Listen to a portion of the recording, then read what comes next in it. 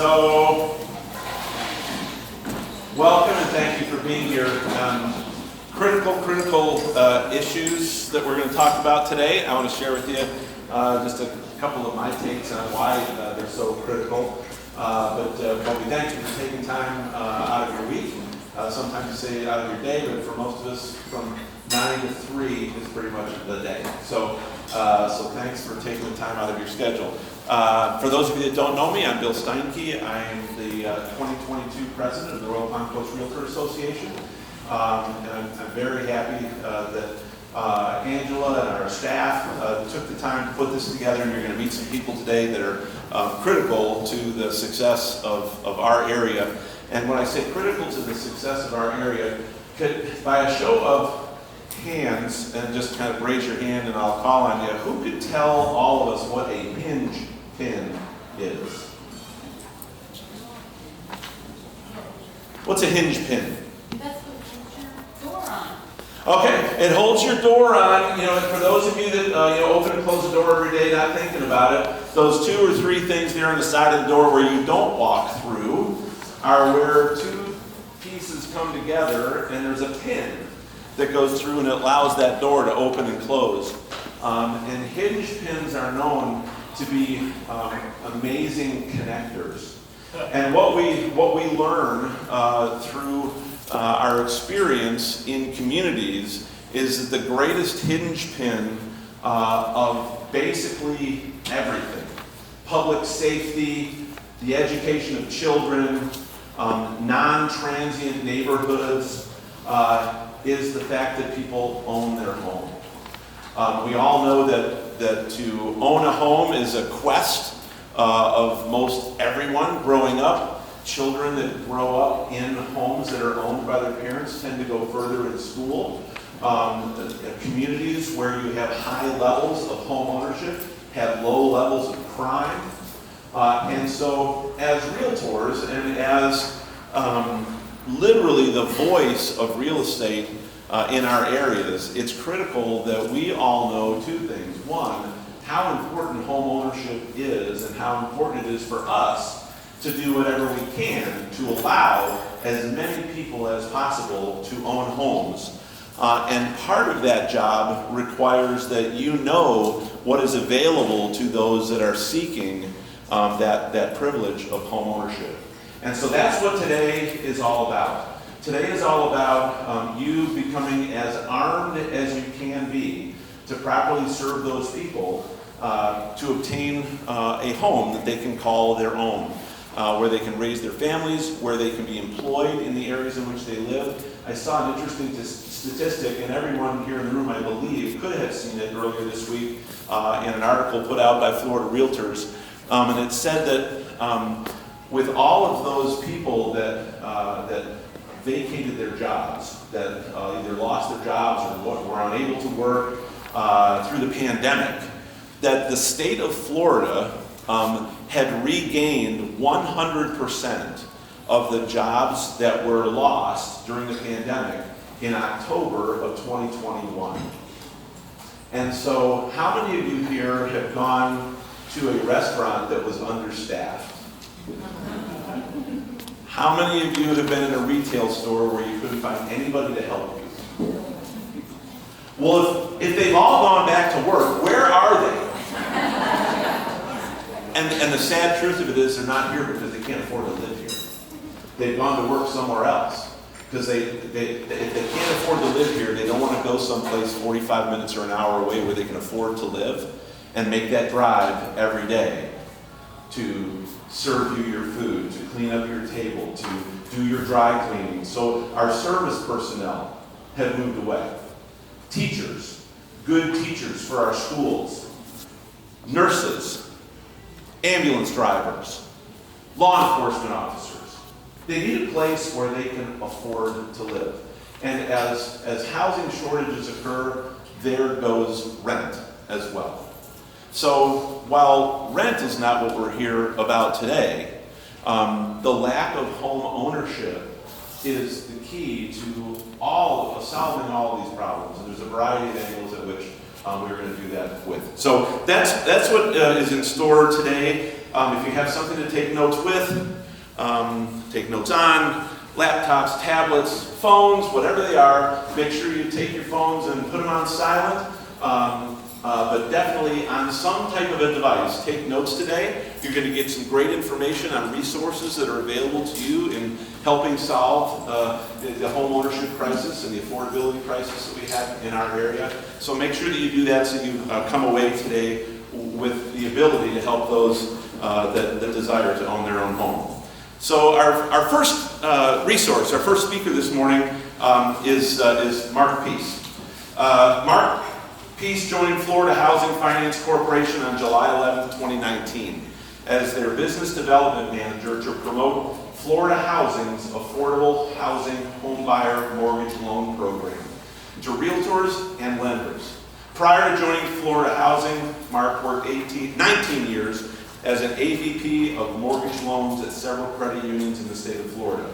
Mark also was a real estate broker for 7 years and state certified real estate appraiser for 11 years in the Orlando area. Mark has taught over 150 homebuyer workshop classes across the state of Florida. So if you would help me introduce Mark Pease.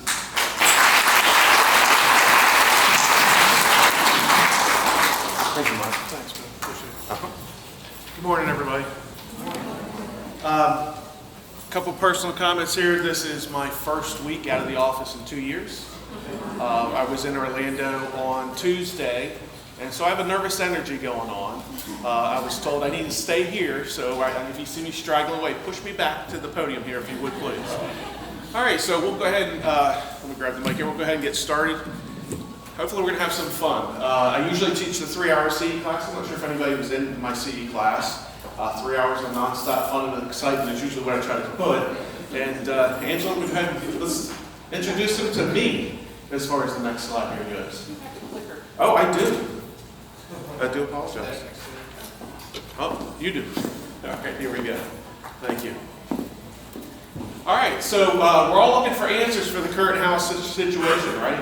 We all are. At NAMA in Orlando, they were talking about, hey, how about a tax credit for the sellers who sell homes to the first-time home buyers?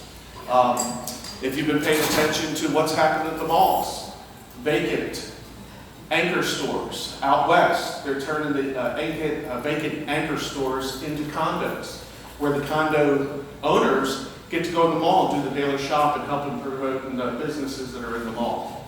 On the right-hand side there, I'm not sure if that was you guys, but I put on a little bit of weight. So during the pandemic, I spent a lot of time looking at the refrigerator door, or holding the refrigerator door open, looking for answers. And I'm not sure if anybody else did that besides me.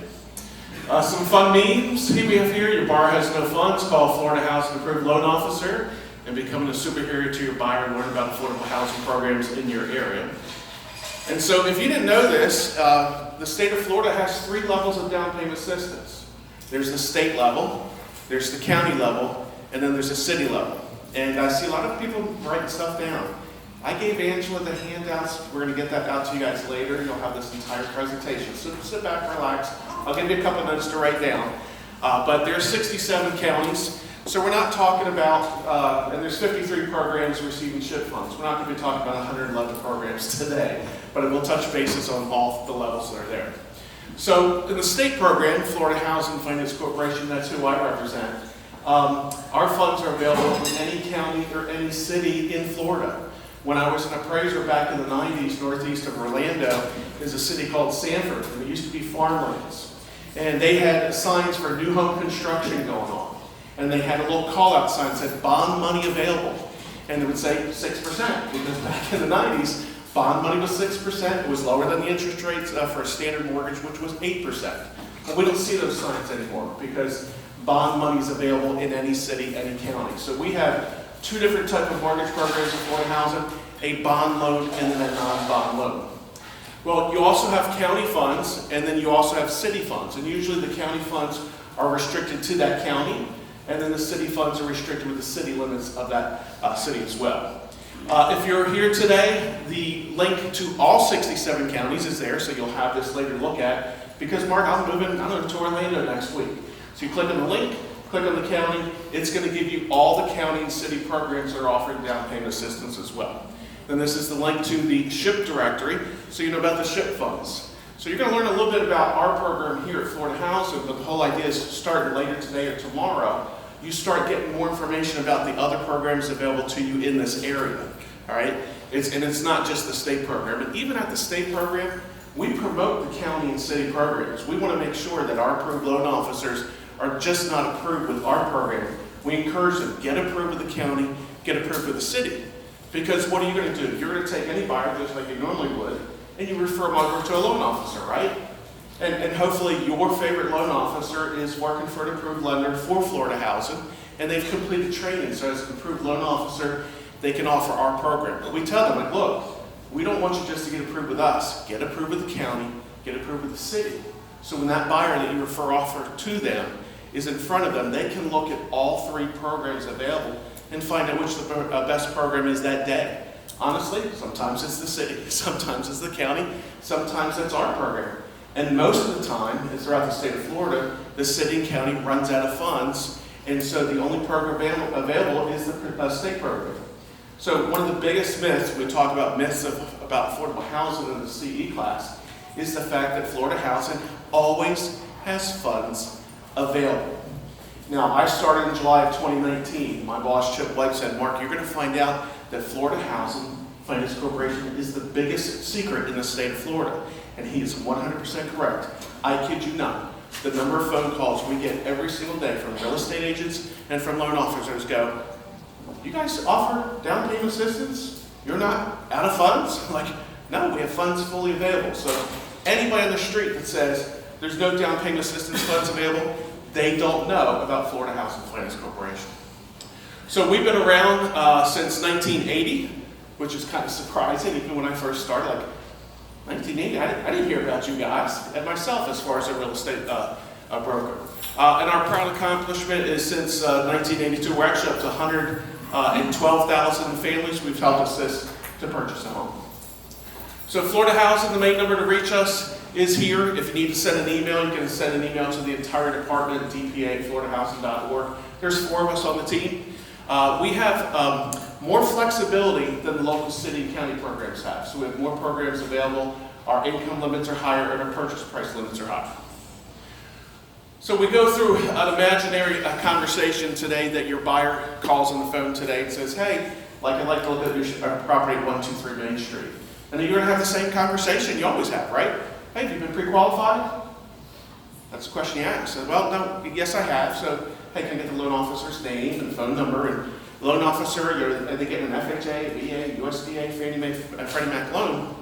And then if they say no, you're going to have probably the following conversation, which you're probably kind of having. Well, in today's marketplace, sellers really are not paying closing costs, are they? Right?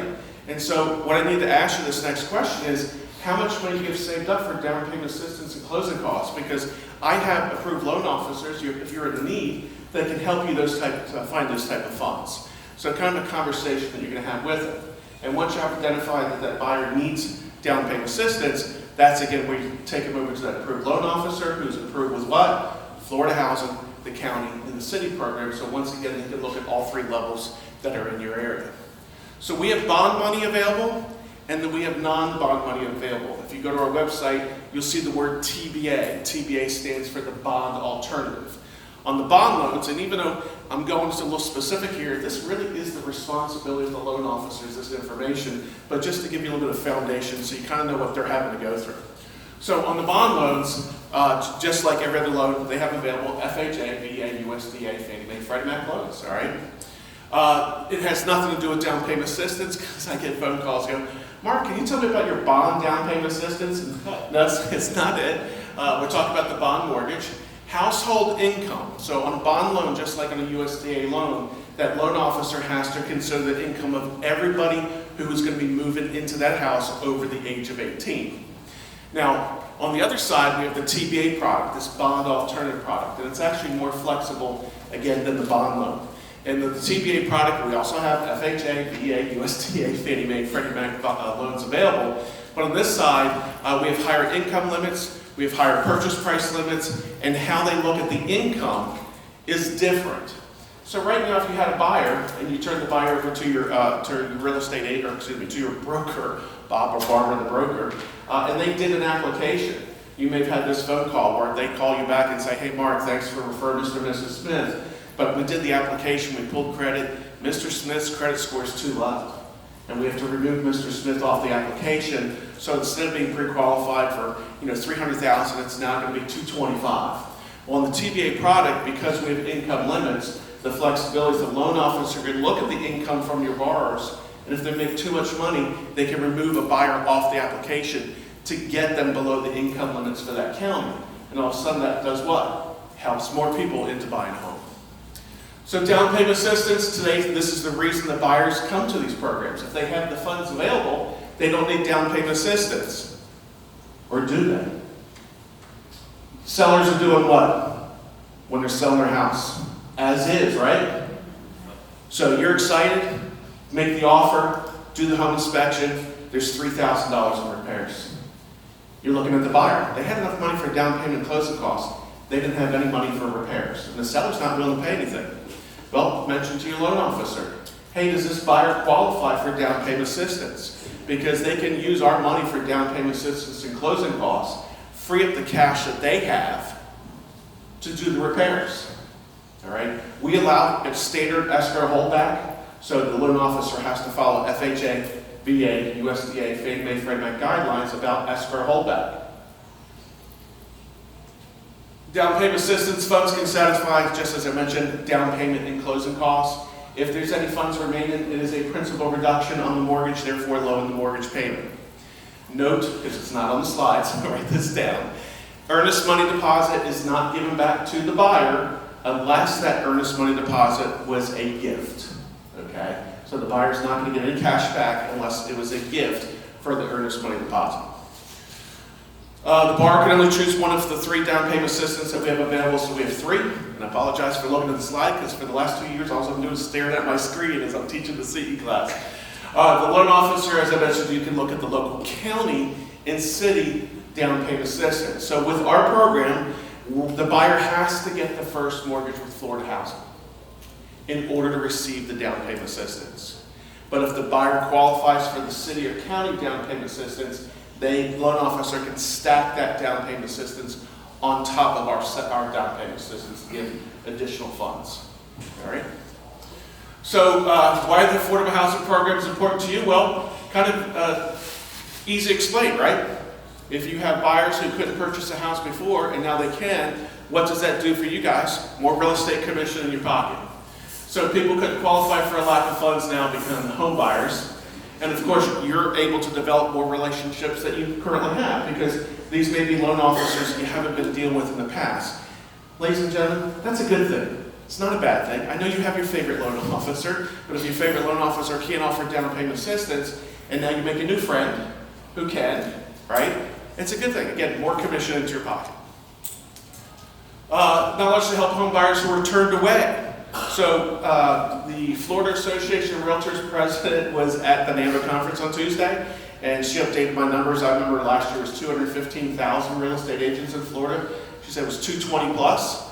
So there's 220,000 real estate agents in Florida.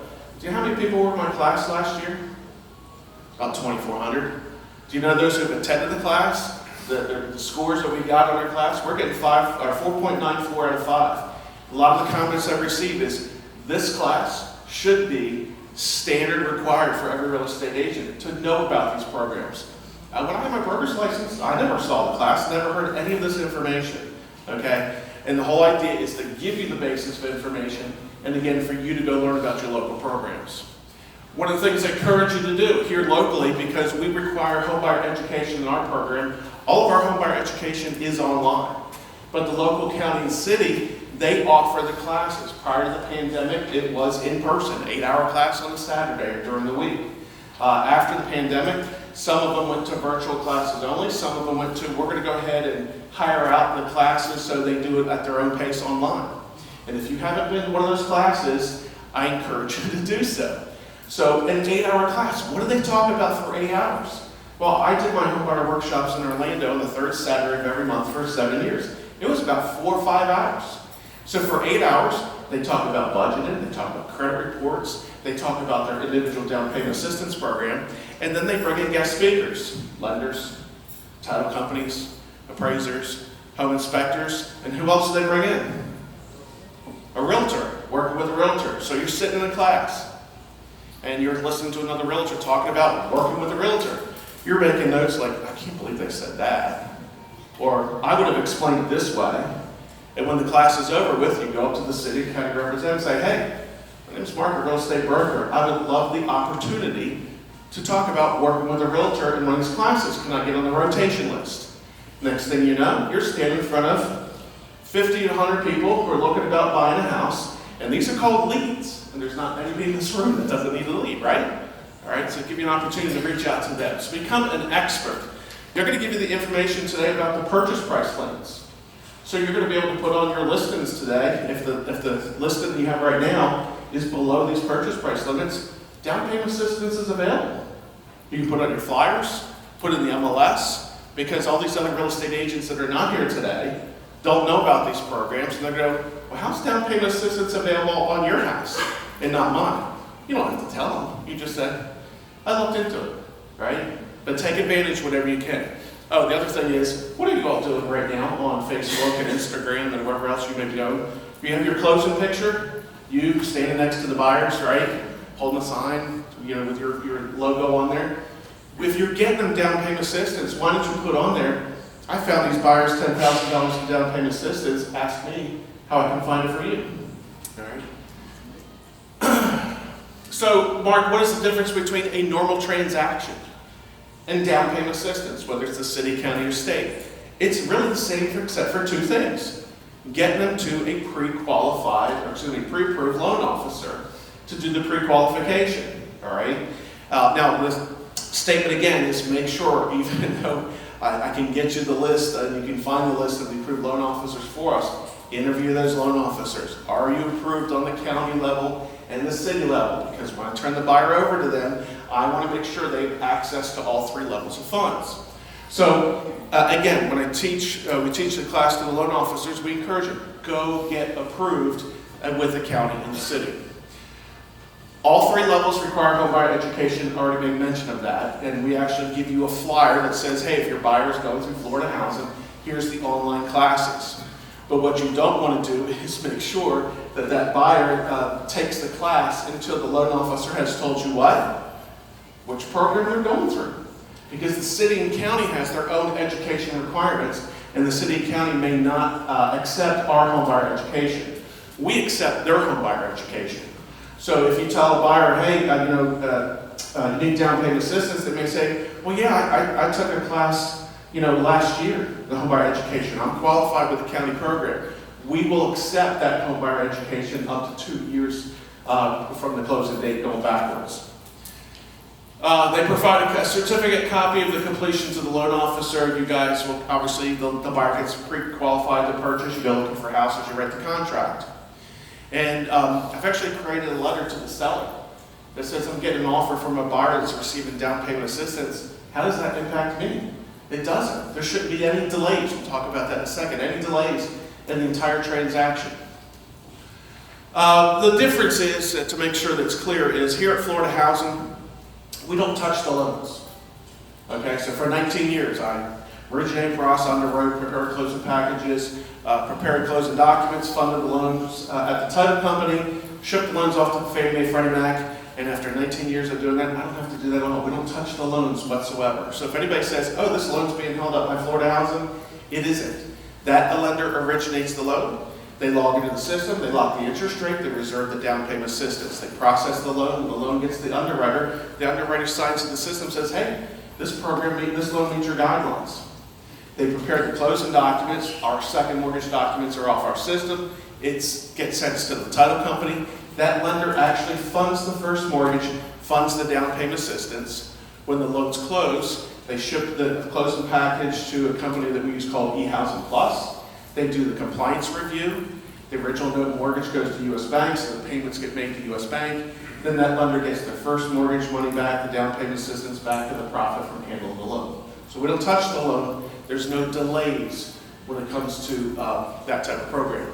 If you went to another state, I teach this in the class, every state does things differently. So some states, they do look at the package. Even some county and city programs do look at the loan before they approve the funds. So again, locally, that's a question you want to find out. Does the city or county look at those loans? But there should be no delays. And as I mentioned to you, U.S. Bank services the loan. So we have over 240 lenders. I can get you that list of approved lenders. And if they're not currently approved, the process for a new lender to get approved is about 2 months. The lender must have a brick and mortar office in Florida. They must have been in Florida for at least a year, and that loan officer must work and live in Florida. We don't want a buyer to have to deal with somebody in New York, and also there's a problem in the loan. The only way you can get a hold of them is email or phone. You can't get a hold of anybody, it seems nowadays. We want that buyer to be able to walk in that office. They have to wear a mask, that's fine. And yell at that officer, loan officer, like, where's my loan? What's going on? Okay? So that's kind of the requirements here. That lender, you may have your favorite loan officer works for a mortgage broker, and if that mortgage broker does not close in their own name, they will not get qualified. They need to be able to service the loan, because if the loan closes today, April 14th, right? Okay. First payment's not May 1st, right? First payment's June 1st. So this whole transaction where they send the compliance package in and the original note mortgage, the loan hopefully is going to get purchased before June 1st. Probably 3 or 4 loans they get purchased in time, so the buyer had to make the payment to that lender who originated the loan before it was purchased. So they need to be able to make receive that payment. There's net worth requirements, and again, there's over 240 lenders. Then the loan officers who work for those lenders increases the number of loan officers. I think we're almost near 1,000 loan officers. So you heard in my bio, for 19 years, I was the assistant vice president of home loans or mortgage manager at different credit unions. And at a credit union, when we originate a loan, we portfolio those loans. We keep those loans, we service those loans. And for 19 years, my senior managers wanted the following report: the number of loans closed and the dollar amount that we closed for that month. And if you're a loan officer, you're used to those reports. So every single month for 19 years, I told them, like, look, we're booking these loans, and we need to make sure what kind of loans we're putting on the books: FHA, VA, USDA, Fannie Mae, Freddie Mac. But what are the statistics of these type of loans? So 19 years times 12, I think it's 226. 226 times I did this report, and in this report, I put what the average credit score was for those loans that we booked. I looked at that number, 19 years times 12, and then I had an annual report, so add another 19 to that number, so that's about 245. And so I'm at Florida Housing, started in July, and in January, going, you know what? I wonder what the average credit score was of the loans that we closed. So I ran that number in January of 2020. And then I've added it to the presentation because of what I saw. And so I want to let you know that since January 1st of 2019 to December 31st of 2021, we have 12,585 families purchase a home. Okay? That doesn't even count what the counties and cities have done. Imagine those numbers. So this I do in the CE class, and I do this to the loan officers whenever I get a chance. What do you think, and you don't have to give me an answer, and yourself, what do you think the average credit score was of the 12,585 families that we helped? Okay? So in your mind, set that. So ready? Here's the answer. Okay? Haven't been in your shoes. Haven't been in the loan officer's shoes as a manager. The average credit score for those 19 years, the 245 times, ran from 717 to 727. What does this score tell you? These buyers, they're paying their rent. They're paying their car payments. They're paying their credit cards. What do they not have the ability to do? Save for down payment. They don't have a family member who can gift them the funds. They don't have a silver spoon, that someone's going to give them the funds. They are all ready to go. They just need the down payment assistance. And what do I hear on the streets every single day from the phone calls I get every single day? There's no down payment assistance money available because that's what the street says, because the street doesn't know about the city and the county and the state programs out there. We have a lot more money to lend. We are not out of funds on the state level. So that call, I know what that conversation was. You receive the call and the buyer goes, I got $1,000 saved up. And you're like, especially the last couple of years, I don't have time for this. Hey, where's that new real estate agent that just started? I'll give him the buyer. Where's that new loan officer? I'll give him the buyer. And what does this mean? Because if you are turning your nose up to that buyer, what are you doing? You're losing real estate commission. Why are you here today? To learn how to close more loans, okay? So just for giggles, the score in 2020 was 709. The score last year was 712, and in 2019 the score was 703. So scores are going up.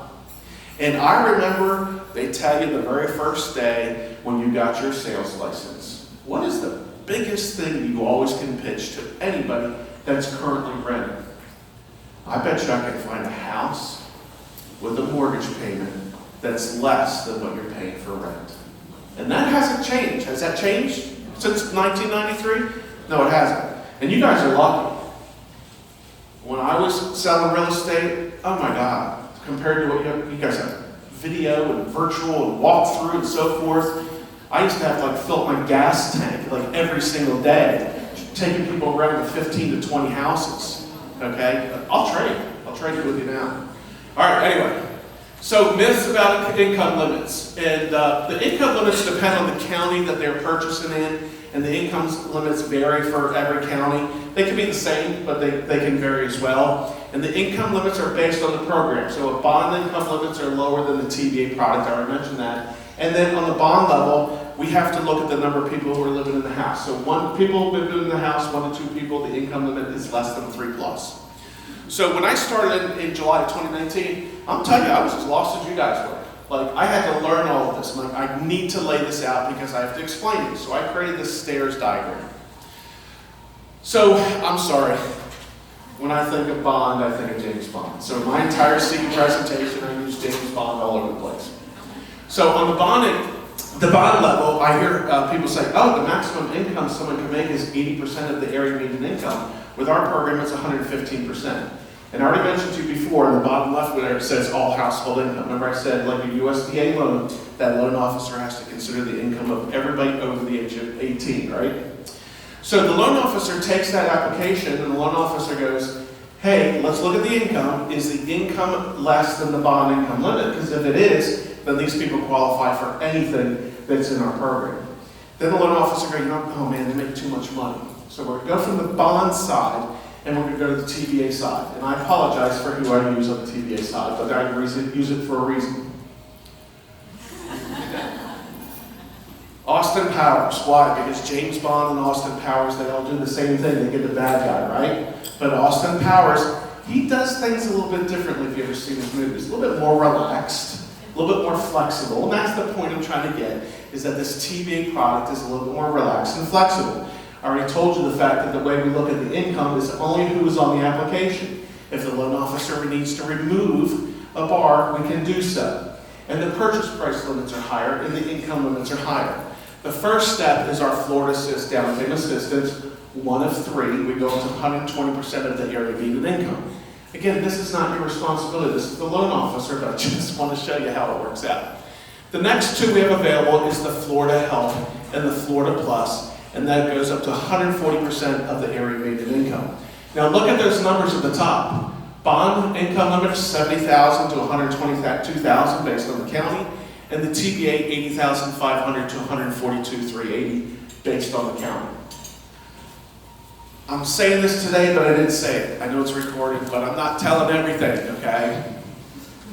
I want you to put on your phone right now to look at our website on July 5th. Okay, there's another program. We're waiting for someone to sign the budget, and if it's signed, there'll be another program on July 5th, and you're going to want to know about this program. So put on your phone, pull up the reminder, the calendar, July 5th, look at floridahousing.org. If it's not there, you know someone didn't sign it. If their income's above 140% of the area median income, they would not qualify. So, Mark, what are the numbers? So again, we're showing the bond income limits, 1 to 2 people, $71,000 for Lee County, $70,000 for Hendry, 2 to 3 people, 3 plus people is $82,685. Maybe, hopefully a little bit higher than what you thought they were. This, it's there, but I talk about this in the CE class. 60% of the time when the borrower fills out the application, they leave 2 questions blank. The number of kids and their ages. So the loan officer takes the application, sees $73,000 in income, and goes, they don't qualify for Lee County. And you may get a phone call from the loan officer go, does Mr. and Mrs. Smith have any kids? And you're probably thinking, why are they asking? Yeah, they had their 2 children with them. Great. Because now I know there's 4 people in the house and they qualify because the income limit is $82,000. So if you get that phone call, you probably understand why the loan officer called you. Should be called the bar, but they called you anyway because they didn't want to call the bar. Next step up, which was at Florida Assist, the down payment assistance, $82,086, so we're slightly higher. And then the highest income limit is $98,000. That is for the other 2 down payment assistance. So that income limit is probably higher than what you thought. You probably have more buyers making less than $98,000, right? Especially those who are in need down payment assistance. And again, if that 150% gets approved, it's going to be even higher than that. Purchase price limits.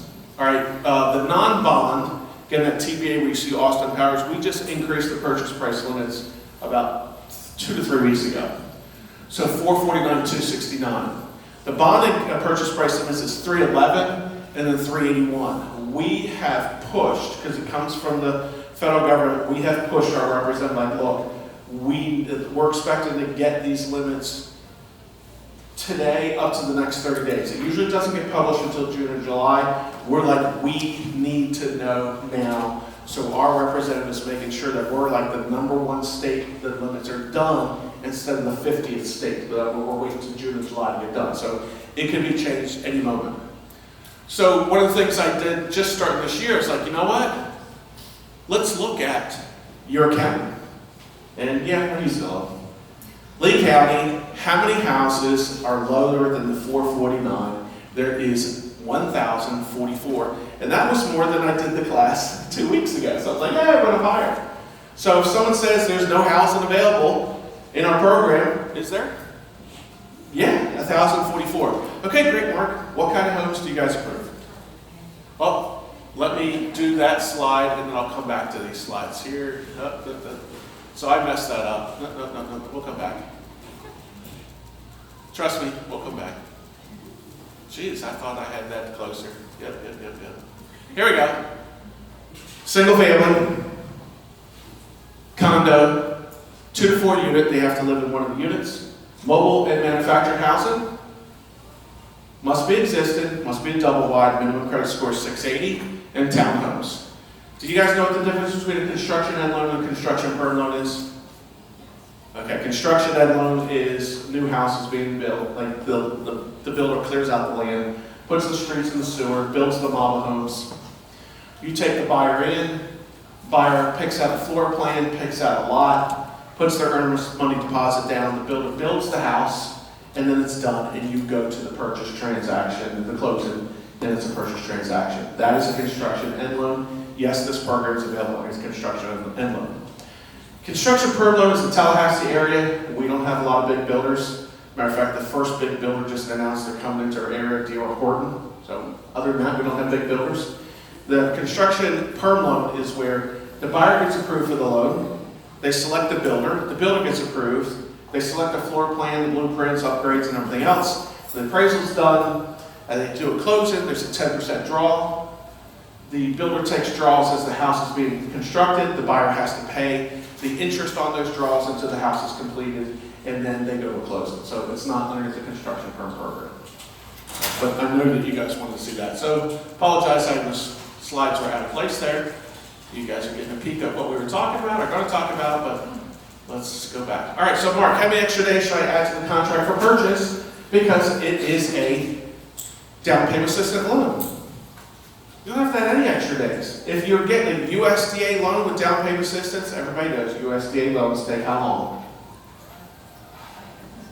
How long are USDA loans taking to close in this area? Longer than conventional FHA and so forth? Yes, it's longer. So, but there's no additional days you need to add to the contract. Mark, if I can get the seller to pay closing costs, does that impact those percentages because they're getting down payment assistance? No, it doesn't.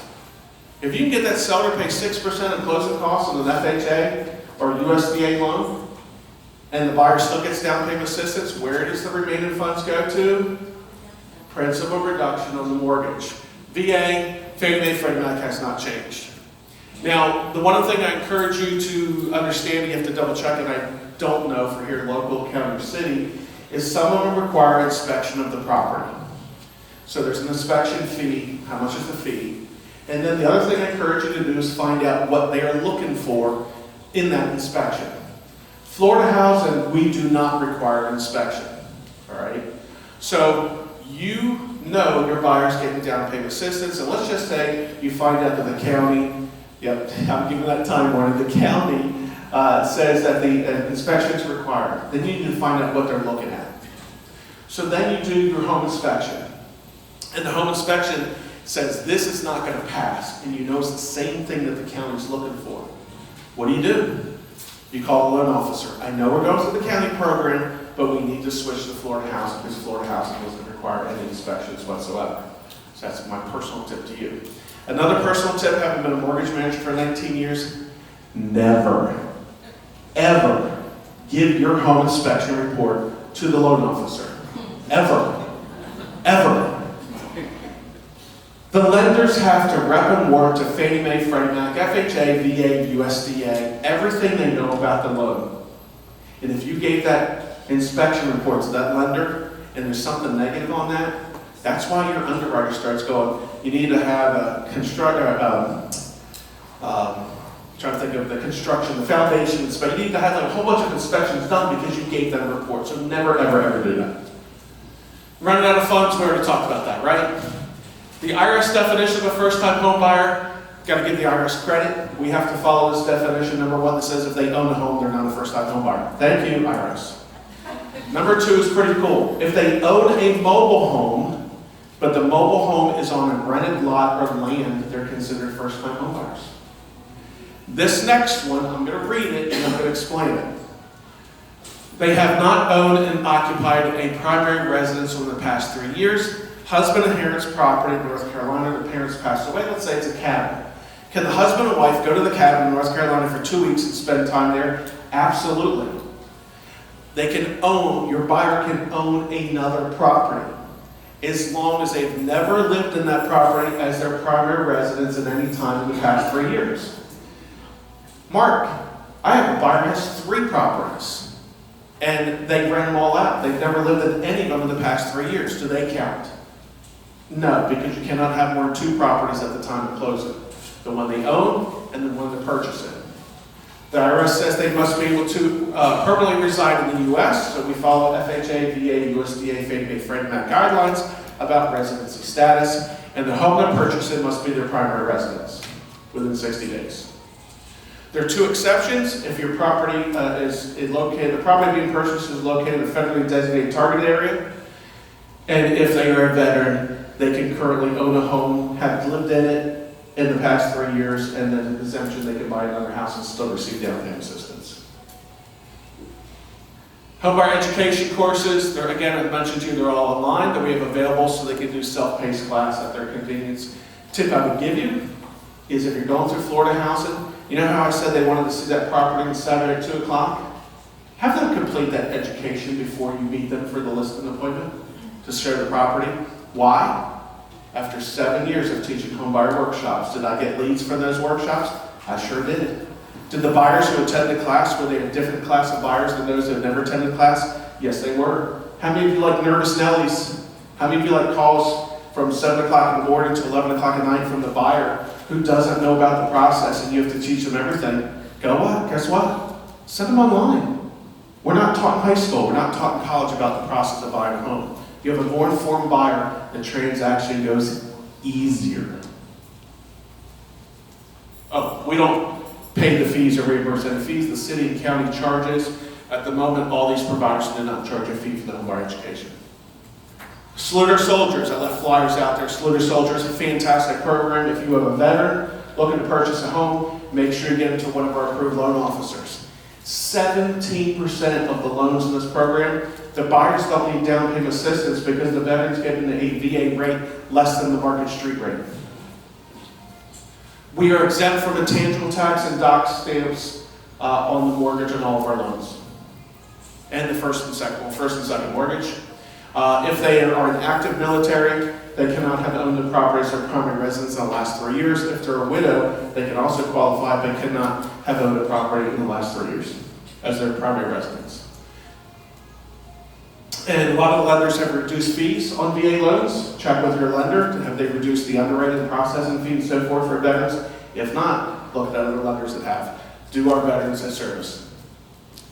Down payment assistance is the Florida Assist. We have $10,000 available. We actually just made a change. It used to be just for the government loans. Now if it's government or Fannie Mae Freddie Mac loan, it's $10,000. I always use the analogy, Uncle Florida Housing is giving you $10,000. There's no interest that is charged. There's no payments required. It is recorded as a second mortgage. If they sell, refinance, or turn the property into a rental property, the money's due back. When the money comes back in, it gets lent out back again. But if they got $10,000 today, won the lottery Saturday, when they come in Monday to pay off, they pay back $10,000, not 1 penny in interest. Who's giving out money with no interest? Not really anybody. The other one, because we have buyers who go, you know what, I don't want that $10,000 hanging out there, we want to pay it back. So they can do a 3% loan over 15 years at $69.06 a month. And it's a 15-year term. If they sell before the 15 years before it's paid off, whatever the outstanding balance is at that time is due back. The last one is our Florida Plus, and again, you're getting these handouts. I see people taking pictures. You're going to get it all. The Florida Plus is a forgivable. It's 3, 4, or 5% of the mortgage amount, and it is forgiven over a period of 5 years or 20% a year. If your buyer got $10,000 in down payment assistance, 3.5 years they sold from now, 3 years times 20%, 60% would be forgiven, 40% would not. And they would have to pay that back. So only one of the 3 down payment assistance is allowed at Florida Housing.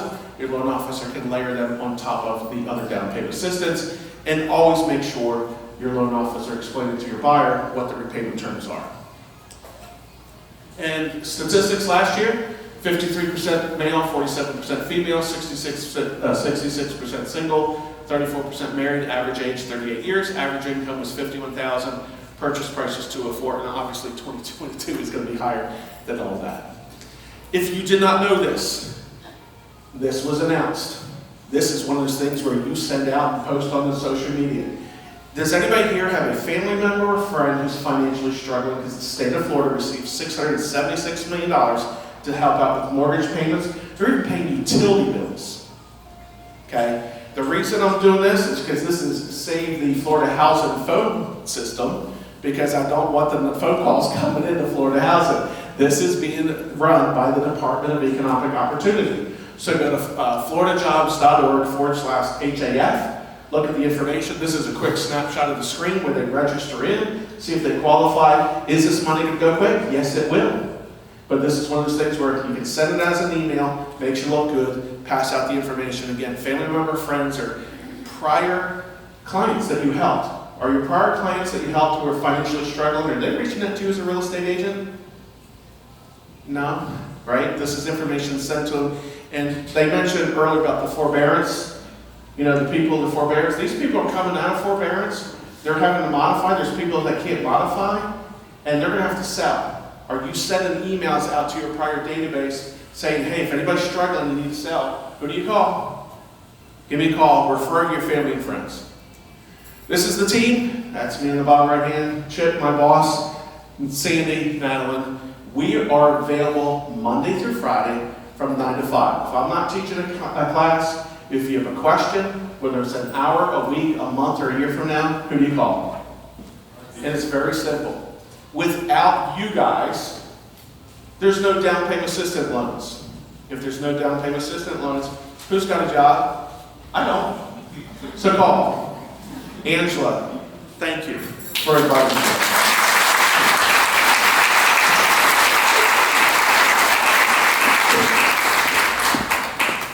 Yes, absolutely.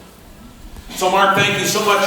Before Mark would go sit down, and I'll stand here in his way so he can't. Any questions? Any questions from the floor? Something you need clarification on? Something that wasn't covered? In the back of the room.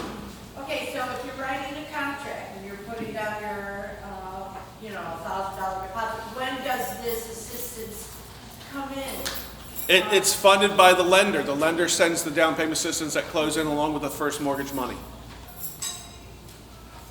They don't reach out. So you don't have a down payment then, right? No, the lender's providing the down payment assistance up front at closings because the lender's preparing the closing documents, right? They send it to the title company and then they wire the money for the first mortgage. They wire the money for the down payment assistance at the same time. You're not waiting on us to wire money. It comes from that lender. When the lender closes the loan, they then upload everything to us and we purchase the loan. They get the first mortgage money back and the down payment assistance back. But you're going to be waiting around for Florida House and they'll send the money for closing for down payment assistance. The lender sends it. You may be thinking about the local county or city. The earnest money. Well, the buyer's giving the earnest money check to the title company, right? Okay. Yeah. And everything's, the transaction's the same. They'll give them earnest money to the title company and so forth. When you're talking about the earnest money going back to the buyer, that will be at the closing, they'll get that money back if it was from a gift. I apologize for misunderstanding. Right here. Does it have to be disclosed to the seller that the buyer is getting down payment assistance? I will leave it up to your legal attorneys, but my understanding, no, it's not. But if you wanted to, there is a letter that I'm giving to you that gives to the seller that says, oh, I heard your buyer's getting down payment assistance. What does that mean to a seller? Nothing. Apologize. Next. Yeah, if I read that correctly, you have to identify the home first, get the contract, and then start this process? Because every contract seems to want, the proof of, the pre-approval or proof of funds, whatever. Yeah, so the lender's going to be able to identify when they're doing the pre-qualification if the income is less than income limits, and if the purchase price is less than income. They should be able to identify that immediately.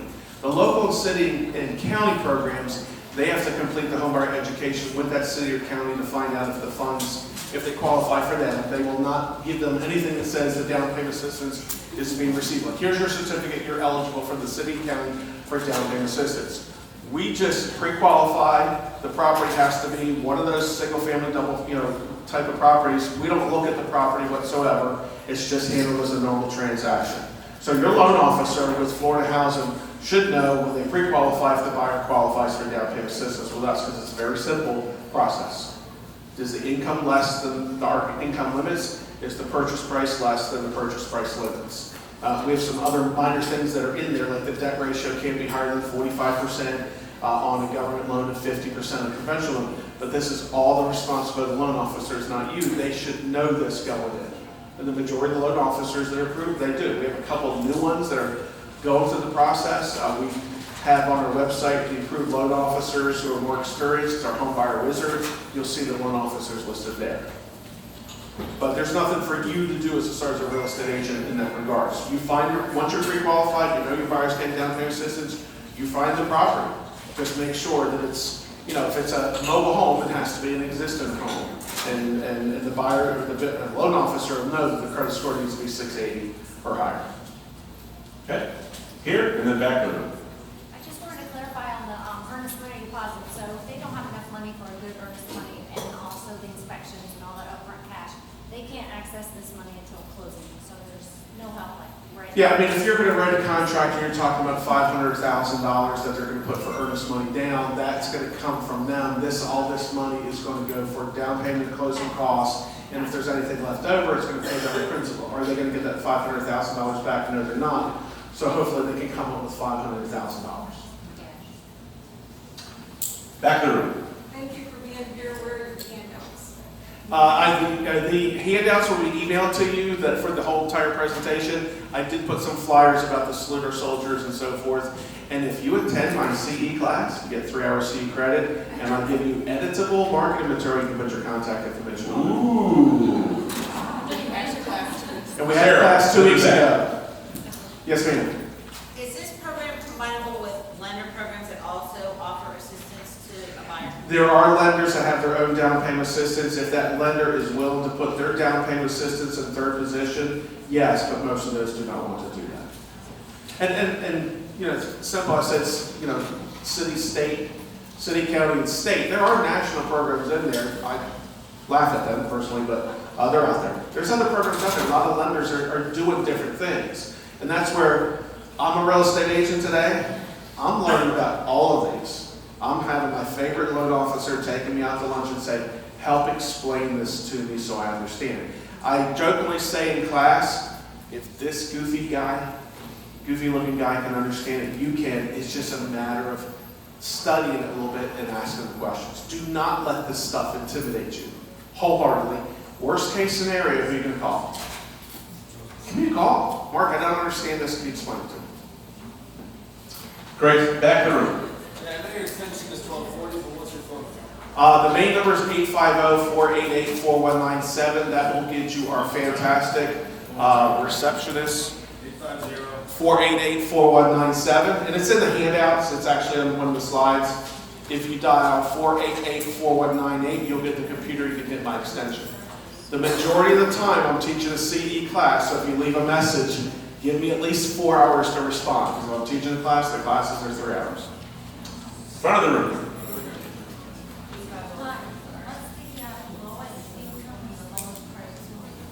The lowest income is whatever they can get approved for. That's the question I always get. So their income can't be greater than those limits. Can that be less? But they still have to qualify for the mortgage. If someone's making $500 a month on disability check, then what are they going to get approved for on any loan? It's going to be hard to get approved for. We do require a minimum credit score of 640 in our program. Okay? 640. Yes, sir. Well, I think you mentioned it, but I just want to clarify. Are there restrictions regarding the appraisals?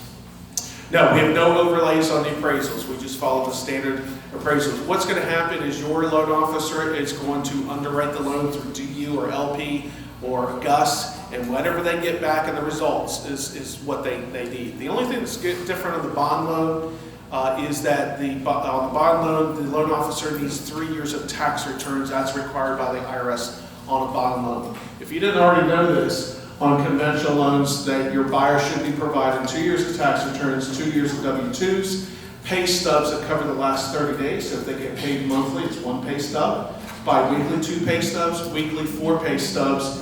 And then also, if your buyer for the earnest money deposit, wherever that money's coming from, whatever checking account or savings account, wherever that money's coming from, that loan officer needs those 2 months bank statements.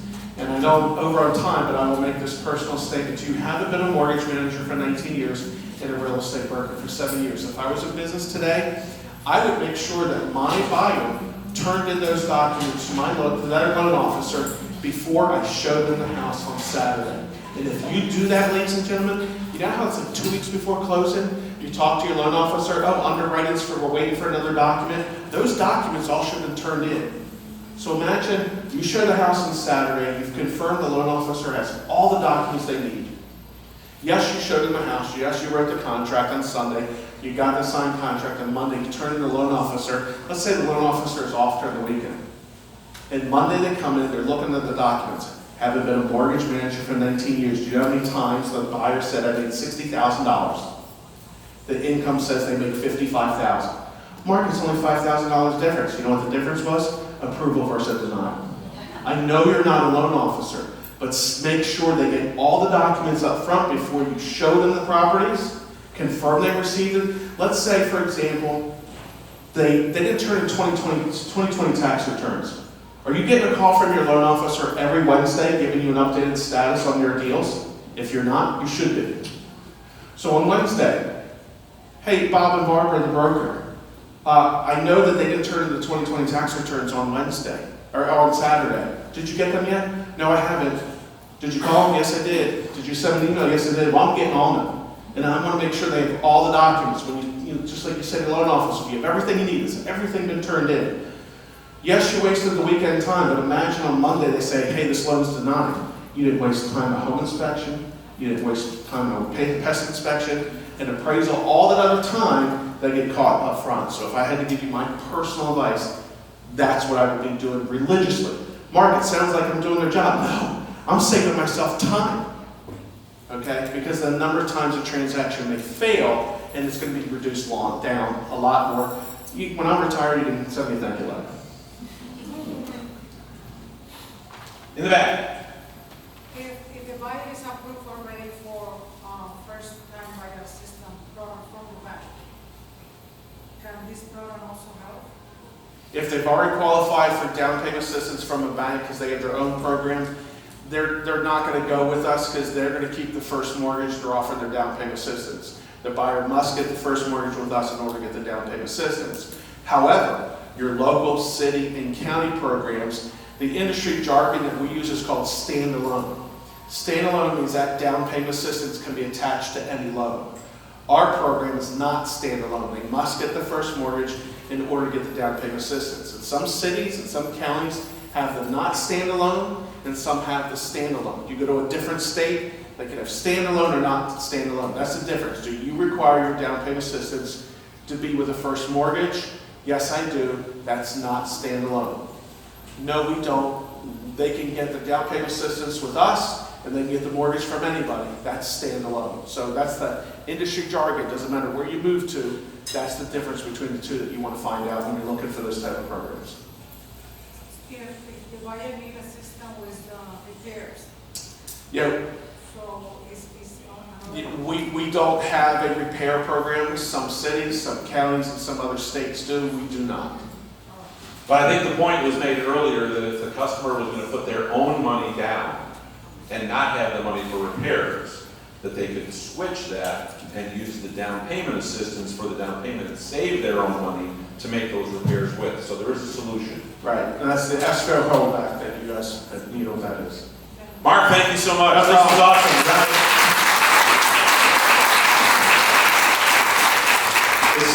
It sounds like we all have some phone calls to make and some reference material to take a look at to make sure that we have a lender that can afford themselves of that program. So Mark, thank you very much for edifying all of us on that. And there are some brochures out on the table, not the complete presentation. That'll be available through email, but actually put it in your hand and take it with you. There are some brochures out on the table in the atrium out there that you can get during our lunch break or at the end of the session today. So thank you so much. That is awesome. If you don't think that our legislative systems here locally know that this is an issue, if you think that this is the government is turning a blind eye to this need, you are sadly mistaken. Because it takes a village and it takes the people that are in charge of running the village to know about the issues and the solutions to the problems that we face. And so evidence of that will occur next week. I'm happy to report that the Lee County Commission is going to be presenting if you will, a proclamation that in Lee County, April, is going to be named Fair Housing Month. So they know, yeah, sure, you can clap about that, it's awesome, if they don't know about the issues, if we don't make it, obvious that we have some solutions that need to put in place, they never get solved. So, to that end, our next speaker is Marcia Davis. Marcia Davis is the Executive Director of the Housing Authority of the City of Fort Myers. During the years of 2006 to 2013, Marcia Davis also served as the Director of Real Estate Development for the Housing Authority of the City of Fort Myers. In 2013, she relocated to Richmond, Virginia, to take on the role of Chief Real Estate Officer for the Richmond Redevelopment and Housing Authority. In that role, she managed all aspects of their real estate and community development programs, as well as Richmond's rental assistance demonstration sustainability plans. How about that? I couldn't believe I got that out of my mouth. Davis holds a Bachelor of Science degree in psychology from Cameron University in Oklahoma. She was a 2007 recipient of Gulf Shore Business Magazine's 40 Under 40 Award. Don't do the math on that. Chairwoman of the Board of Directors for the Boys and Girls Club of Lee County from 2009 to 2011, and a board member from 2004 to 2013, and a national committee member of the Community Revitalization and Development Board for the National Association of Housing and Redevelopment Officials from 2015 to 2017. Davis has directly designed and managed several complex, affordable housing redevelopments and is experienced with administering HUD programs, including rental assistance demonstration programs, capital funds, CDBG, Hope 6 implementation, and utilization of the low-income housing tax credit to further the redevelopment of communities. So if you would help me bring Ms. Davis to the stage.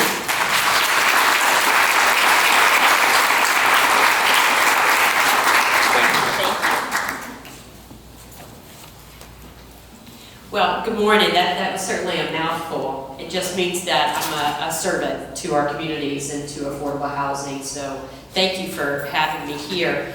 I think a little bit of what I'm going to talk about is a little shift from home ownership. Because right now, I think in Lee County, everybody's feeling the pressure of one, rising home prices, but the affordability just to rent a place right now is really hitting a lot of our workers and folks that we need for communities to thrive and grow. So that's somewhat where we focus in on.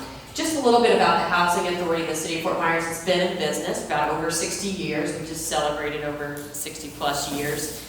And most of you may kind of have the connotation that the Housing Authority is just public housing, right? And so, or they have the Section 8 program, which is now known as the Housing Choice Voucher Program. But we do a little bit more than that. We do affordable housing development within Lee County as a whole. Just a little bit of who we're serving right now. We have over 1,500 affordable housing units in Lee County. Whether those are public housing units, whether those are tax credit units, whether those are market rate units. We have those within Lee County. We're roughly serving about 10,000 people in Lee County.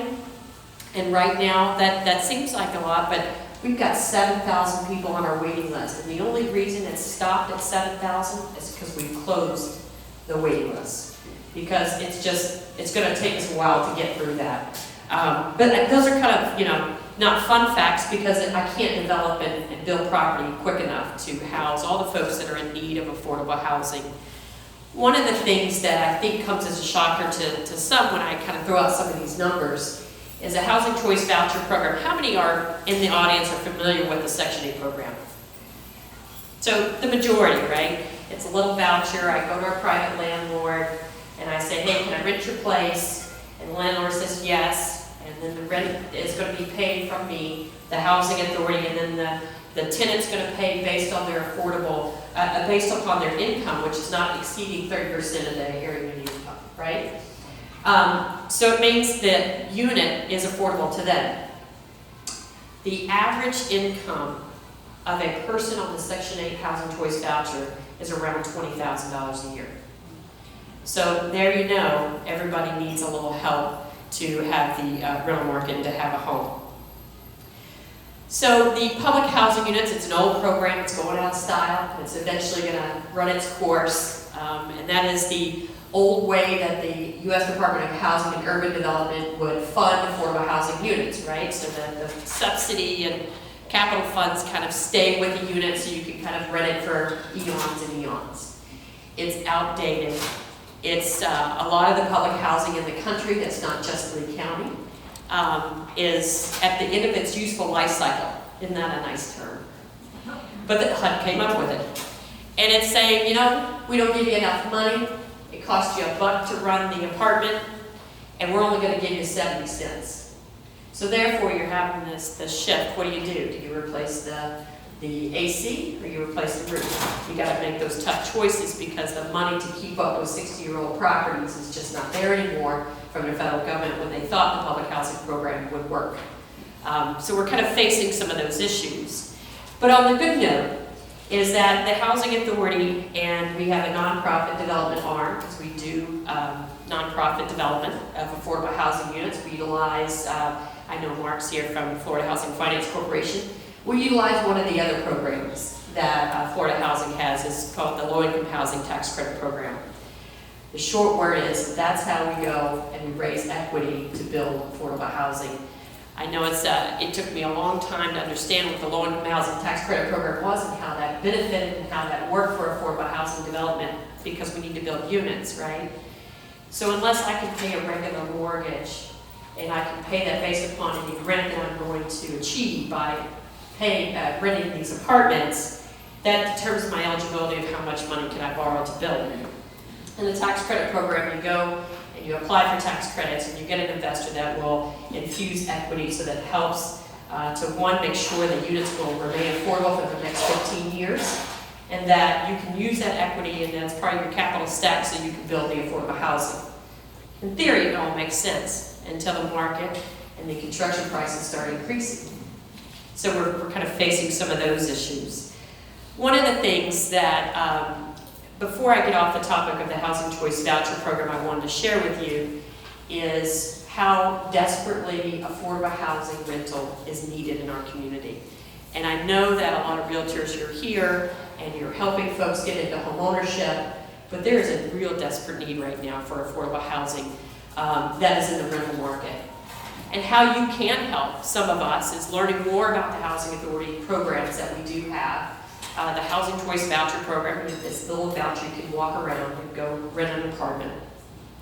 But we have about 300 of those vouchers on the street right now that cannot find a place to rent, because the voucher's not going to pay the $3,000 a month for the 2-bedroom. It has to be at the fair market values. And HUD determines the fair market rents in Lake County. They do it every year. We're paying 110%. So 10% over what the fair market is what we're paying for 1, 2s, 3s, or 4s. So if you have clients and you have folks that are looking for programs, because sometimes, I know that Mark said the best kept secret in Florida, sometimes the best kept secrets are right here in Lee County with all the rental programs that are available for folks that have below, the area median income of monthly income. So and I know Amy from Cape Coral is going to get up and speak, and then we've got programs at the City of Fort Myers to help with rental affordability. So a couple of the things that we have going on is the next year we'll have 180 new construction units that are in construction and ready. We're starting on those. One is to finish out an affordable housing development that we created in 2013. So we're finishing the second phase. It's another 90 units of low-income housing tax credit units. The simple word is you just got to make under 6% AMI to afford to live there. The next ones we have is off Cleveland Avenue. That is a unique kind of way that we're starting to do affordable housing, is that we're not going to concentrate poverty in areas. And when we do that, when we look at sites and places to build affordable housing, we go in and we say we're going to do a mixed income. Well, what does it mean really? It means that a third of the units are going to be subsidized. That means there's going to be some subsidy helping the tenant. A third of them will be just straight low-income housing tax credits, so the rent is capped at a certain percentage. And then there'll be a third of it market rate.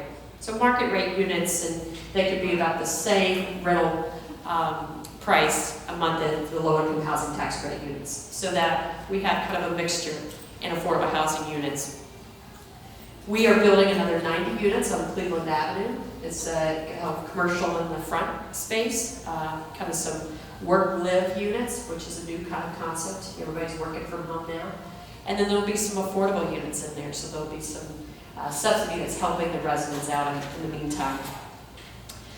The other big thing that we have going on in Lee County is that in 2019, the Housing Authority partnered with the City of Fort Myers. So we partnered, we're not a department of the city, we partnered with the city.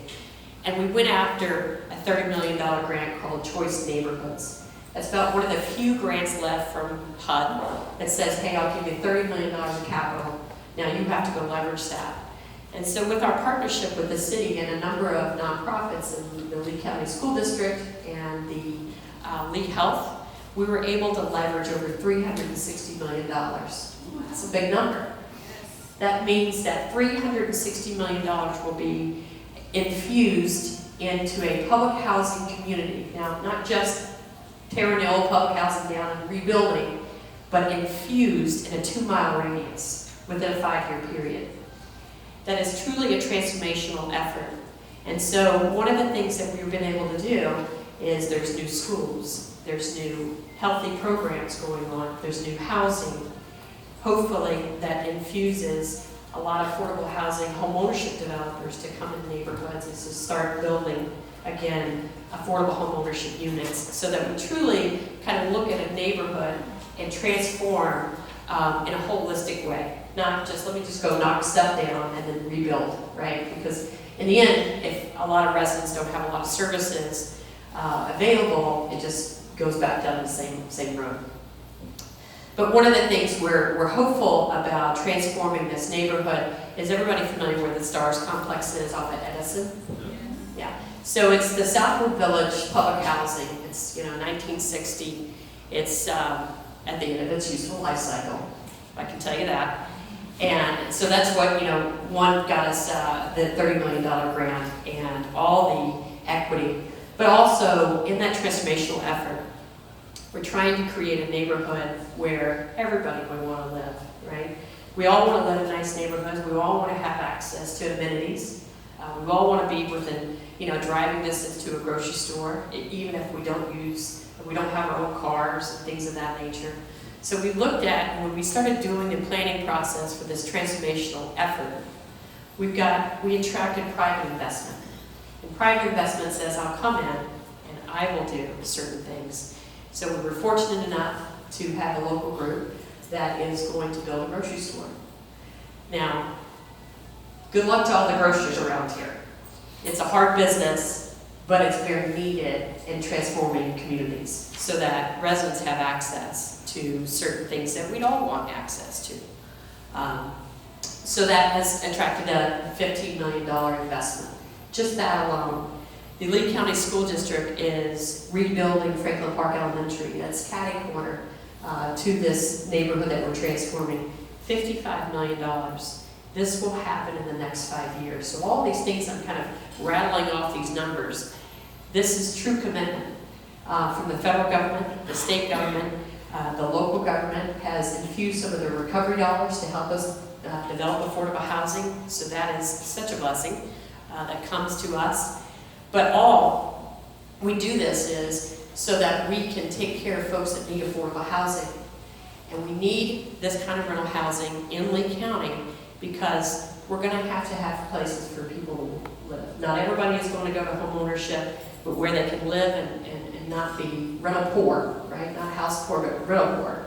That they're not paying more than 30% of their income for rent on their housing needs. Because we still need the nurses, we still need the doctors, we still need the police officers, we still need the waitresses, we still need a lot of service workers for a lot of the jobs that are here.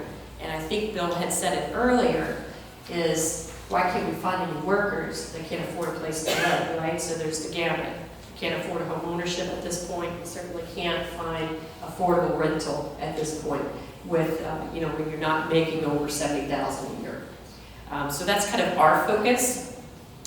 A couple of the things that I did want to mention about the Housing Authority, that we used to be a HUD Homeownership Counseling Center, but we partnered with Habitat for Humanity. We want to work with the folks that have perfected in that area, and we'll stick to the rental affordable housing development.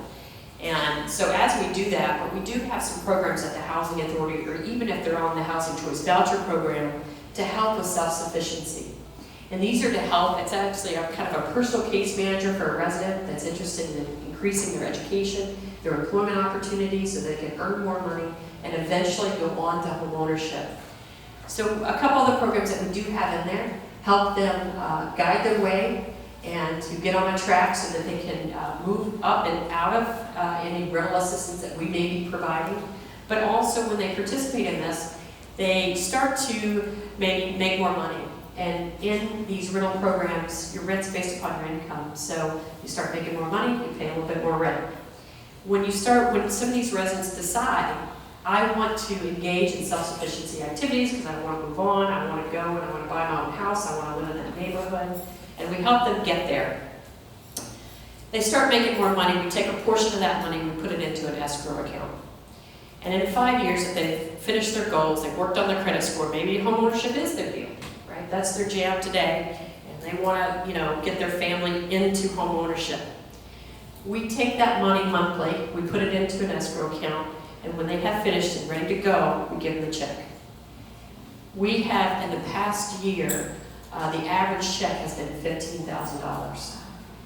That is an instant down payment for affordable home ownership. So we are partnering with folks so that we can make sure that these residents get to home ownership if that's their goal, and this gets them the leg up to get past that big down payment when they're still kind of maybe they're still not making the area median income yet, but they need a little bit of help. So coupled with a lot of the programs that FHFC has, and if they're participating in the self-sufficiency programs, they have the opportunity to have an even bigger down payment in this program. So, I think one of the things is just to kind of highlight, the housing authority and what we're doing in the communities. We have properties that are in Lehigh. We have some properties thanks to the partnership with Amy and the city of Cape Coral. We have some affordable housing units in Cape Coral and in North Fort Myers, and thanks to a partnership we had with Habitat for Humanity, we were able to acquire a 60-unit senior. We have a very aging population, so we're able to serve some of those residents and to provide some rental assistance so that they can stay and maintain their residence. And then we have a lot of properties within the city of Fort Myers. We're about to redevelop Royal Palm Towers, which is on the water, the yacht basin. We're going to redevelop and build a brand new 100-unit senior complex that will serve 62 and older and be affordable so that they can maintain it in there. We have a property that's near the golf course that's going under renovation with the tax credit program. It's a $20 million renovation so that those units will remain affordable for the next 15 years and will be serving the residents there. It needs that significant boost equity so that we can maintain those units. So I think that's all I had. I didn't have some big PowerPoints, hard to follow Mark with all his wonderful programs, but hopefully you've learned a little bit more about the Housing Authority and that the city of Fort Myers, the city of Cape Coral, and Lee County, everybody has taken this very seriously about affordable housing development, not only in homeownership, but in rental, so that we can serve a lot of the folks that we need to make our communities go around. So thank you.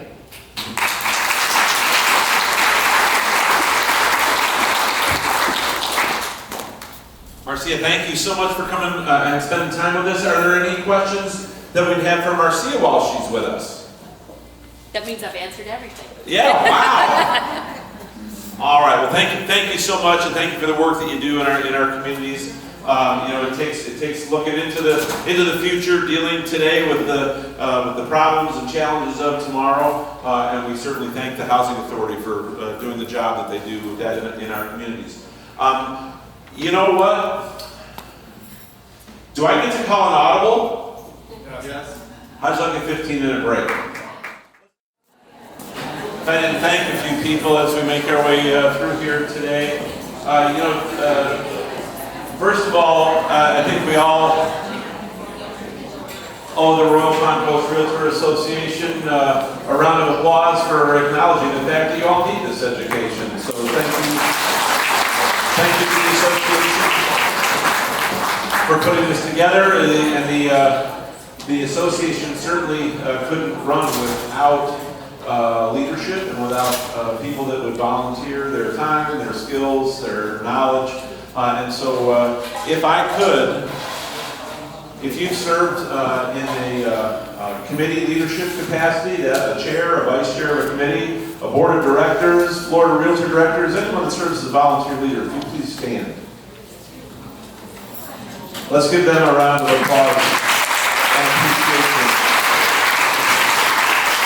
If it wasn't for the leadership inside the association, we wouldn't have this done. And I'll tell you what, if it wasn't for staff, we all have our jobs to do as we lead the association, and someone needs to actually get the work done that we dream up, we devise as leaders. And so especially Angela and Jerry, thank you for being here today.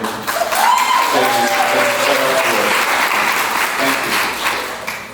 So, the association is involved in many efforts in the community. I talked earlier about the fact that, no one spends more time in our communities than our realtors do. We've got, about 10,000 members, and we're out in the community of, half a million people or so. And so we're rubbing elbows with people all the time. One of the things that we're trying to accomplish this year is to make that more well-known, make sure that we're in the places that we need to be as realtors, giving back to the community. My grandfather said, Billy, you just can't pick the apples off the tree, you got to fertilize them too. And so for us to be out there in the community and giving back to the community that gives so much to us is really important. And I'd like to just share with you yesterday, we had 24 volunteers that were willing to go down to the community cooperative down on Martin Luther King Boulevard and assist in the assembly of food baskets that are going to be delivered to the community through Meals on Wheels, where our members donated 14 hams and just a plethora.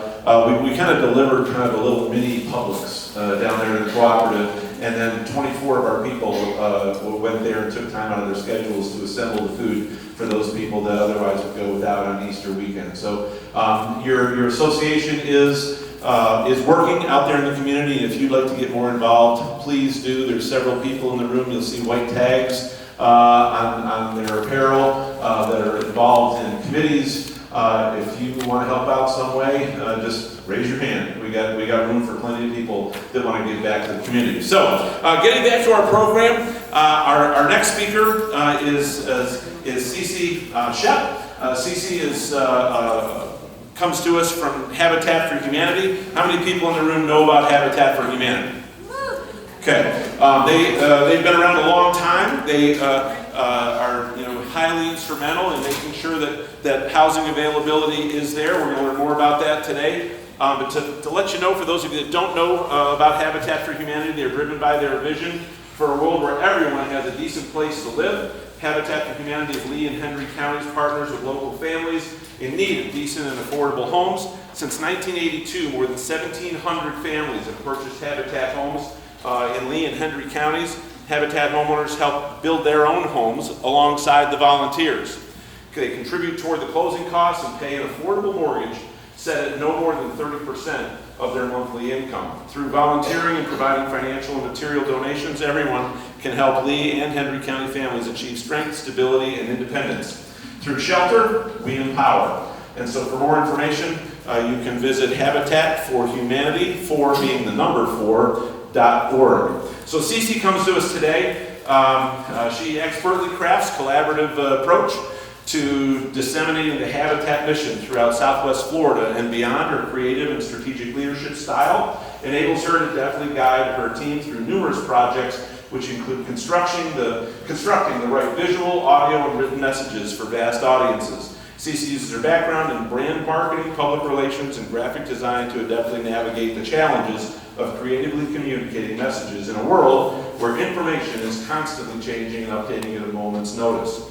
Cece grew up in Lee County, graduated high school from Riverdale, attended Florida Gulf Coast University. She received her Bachelor of Arts in Communications with a focus on public relations in 2015, graduating summa cum laude. In 2016, she started working for Habitat as the Special Events Coordinator. Over 5 years, she held various roles within the organization before being promoted to her current position, helping to bring the dream of affordable homeownership to those in need in a cause Cece believes in immensely.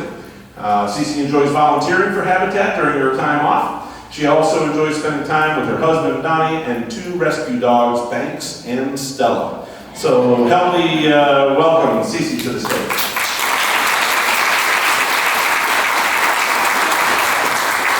So much. So good afternoon, everyone.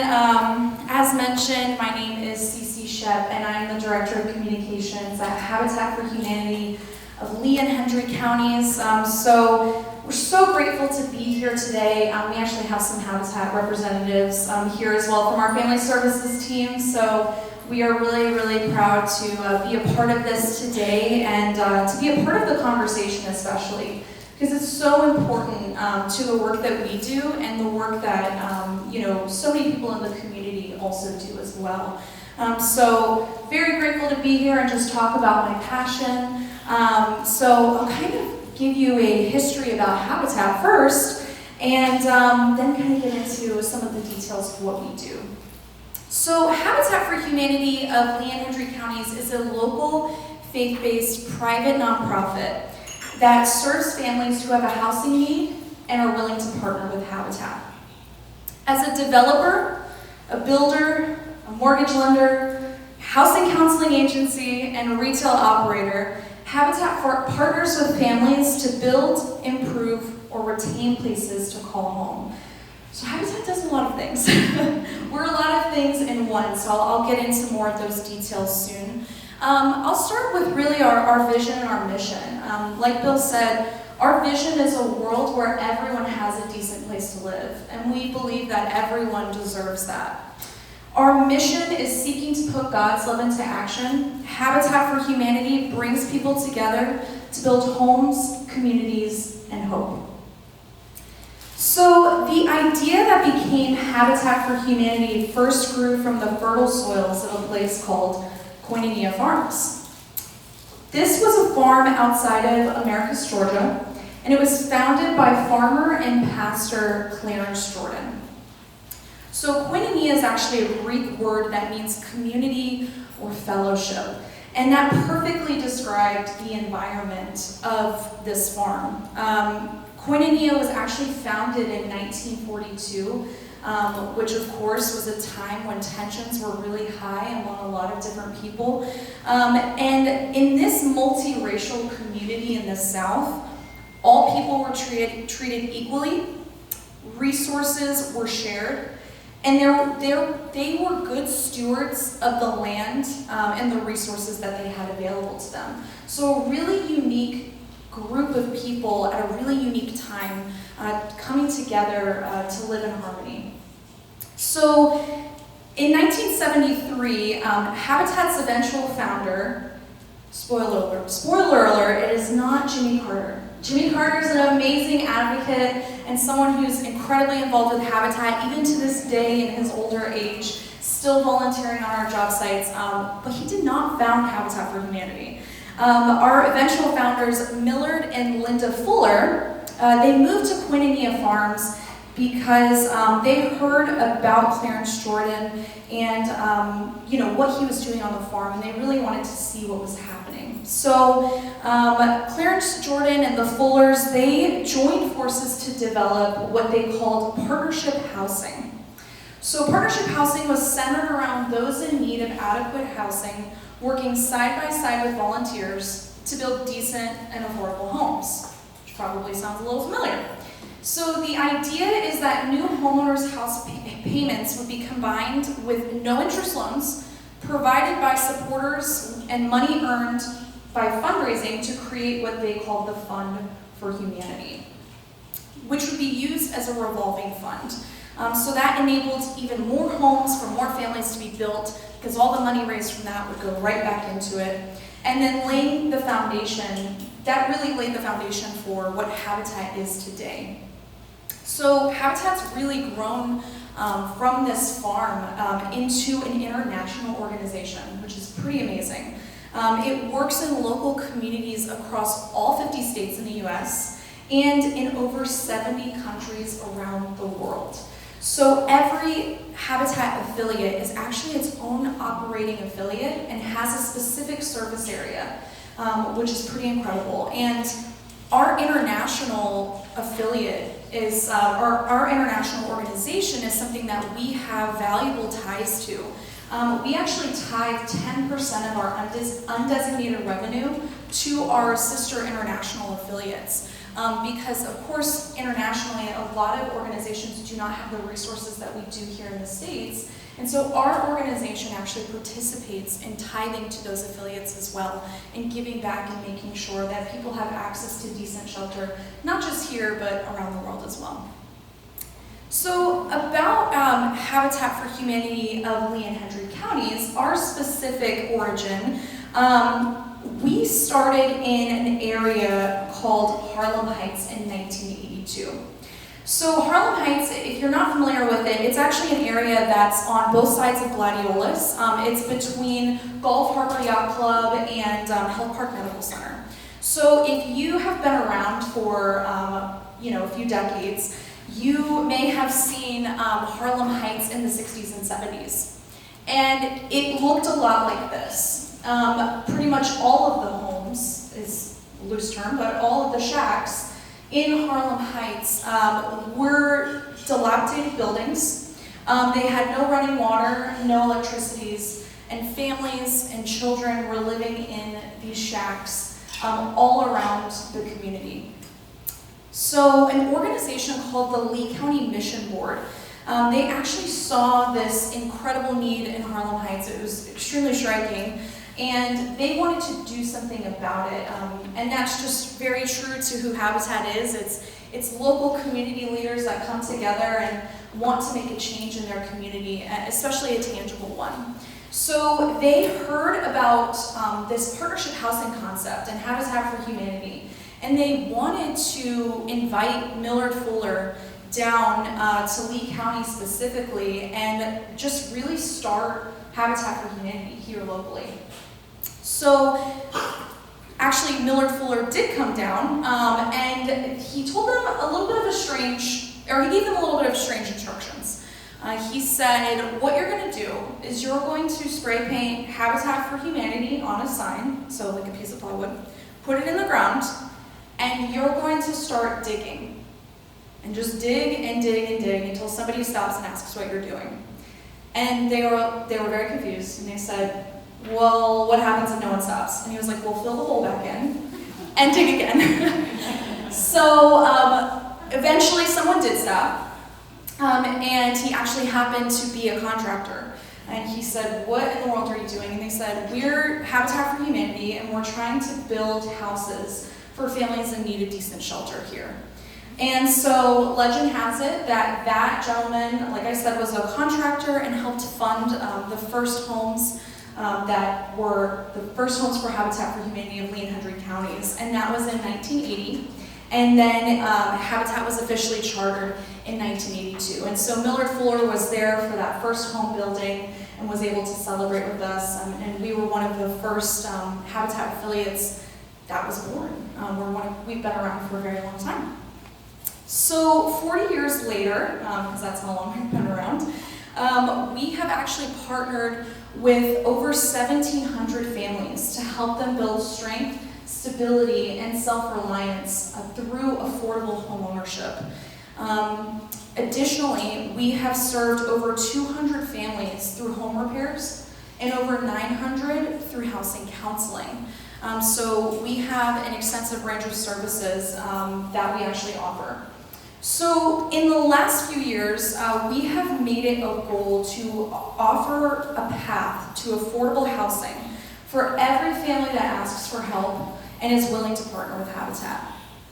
The intention of this goal and expanding what we do is really to increase our impact, of course, in the community, but also to position ourselves as a needs-driven organization and making sure that we're meeting the needs of our community because as we observe them regularly, they alter and they change. So we actually became a HUD-approved housing counseling agency in 2018, which kind of helped start this. And then since that expansion of our services, we can serve more families than just people who come to us to buy a home through Habitat. We can really serve any family through HUD-approved and HUD-certified housing counseling. So our services, like I said, now include housing counseling, and then our affordable homeownership program, which I'm going to get into a little more details about those two. But we also have home repair programs. An example of this is we are actually partnering with the City of Cape Coral through SHIP to do critical home repairs in Cape Coral. So that's a project that we are currently working on. We also do home preservation. We have a partnership with the City of Fort Myers CRA, and that is in the MLK corridor to help preserve a lot of those homes that may have outstanding code violations, and to help those families and those homes get back into the requirements of the city. So we have these incredible partnerships that allow us to expand our reach beyond just habitat homeowners. And then we also focus on home retention. And so a great example of home retention is, in 2019 and 20 and 2021, we actually partnered with the City of Cape Coral on coronavirus relief funds. So we helped distribute those funds to make sure that people did not have to lose their home, and they could pay for their rent, or they could pay their mortgage, and to make sure that they would not lose their homes. So affordable housing is a really broad scope. So we have amazing partnerships that allow us to expand that and reach a lot of different people. So those are those services. So since this expansion, our largest service currently is definitely our housing counseling. So our HUD certified housing counselors, we actually have a housing counselor with us here, Riza. She is absolutely amazing, actually has been with Habitat for 13 years, so she knows so many family stories and has so many relationships with families that she has truly helped improve their lives in so many ways. And the incredible thing is that counselors like Riza meet one-on-one with families or even just individuals, and they help develop individualized action plans for families, and they guide them to achieve their housing and financial goals. So Riza sits down with a family, she says, what is your goal? What do you want to do? What kind of debt do you have? And she makes sure that they have an action plan to be able to reach their goal, and works with them and has a relationship with them that is action-oriented. So this means that low-income families can achieve economic empowerment and stability through services that include debt reduction, foreclosure prevention, credit counseling, and homebuyers workshops, and even budget creation. So very simple things to very complicated things is all things that our amazing housing counselors help work with people one-on-one on. So 95% of the time, probably 90 to 95% of the time, most of the families or the individuals that come to us, their goal is to purchase a home, and especially to purchase a home through Habitat. Because they have heard through word of mouth, or they've seen through the news, or whatever the case, just how life-changing homeownership can be. So what we are most known for is our affordable homeownership program, which specifically serves those individuals that are making 30 to 80% of the area median income. So we have some basic requirements for families other than that 30 to 80% AMI. They have to have lived or worked in Hendry counties for the past 12 months. They must be a U.S. citizen or a permanent resident. If married, they need to apply with their spouse. And then they must wait 3 years after any kind of foreclosure or bankruptcy. And they must show proof of funds for closing costs. And they must have 2 years of verifiable income.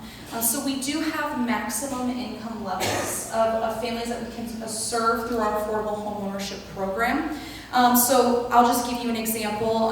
If you are a family of 4, which could be a single mom with 3 children, or it could be a married couple with 2 children, the maximum income limit is $57,500, which is actually a lot of money. I mean, especially for our area, and especially for the fact that over half of the individuals that purchase homes in recent years have been single moms. So a lot of those individuals, are experiencing challenges in the market, especially now, but even in many years prior.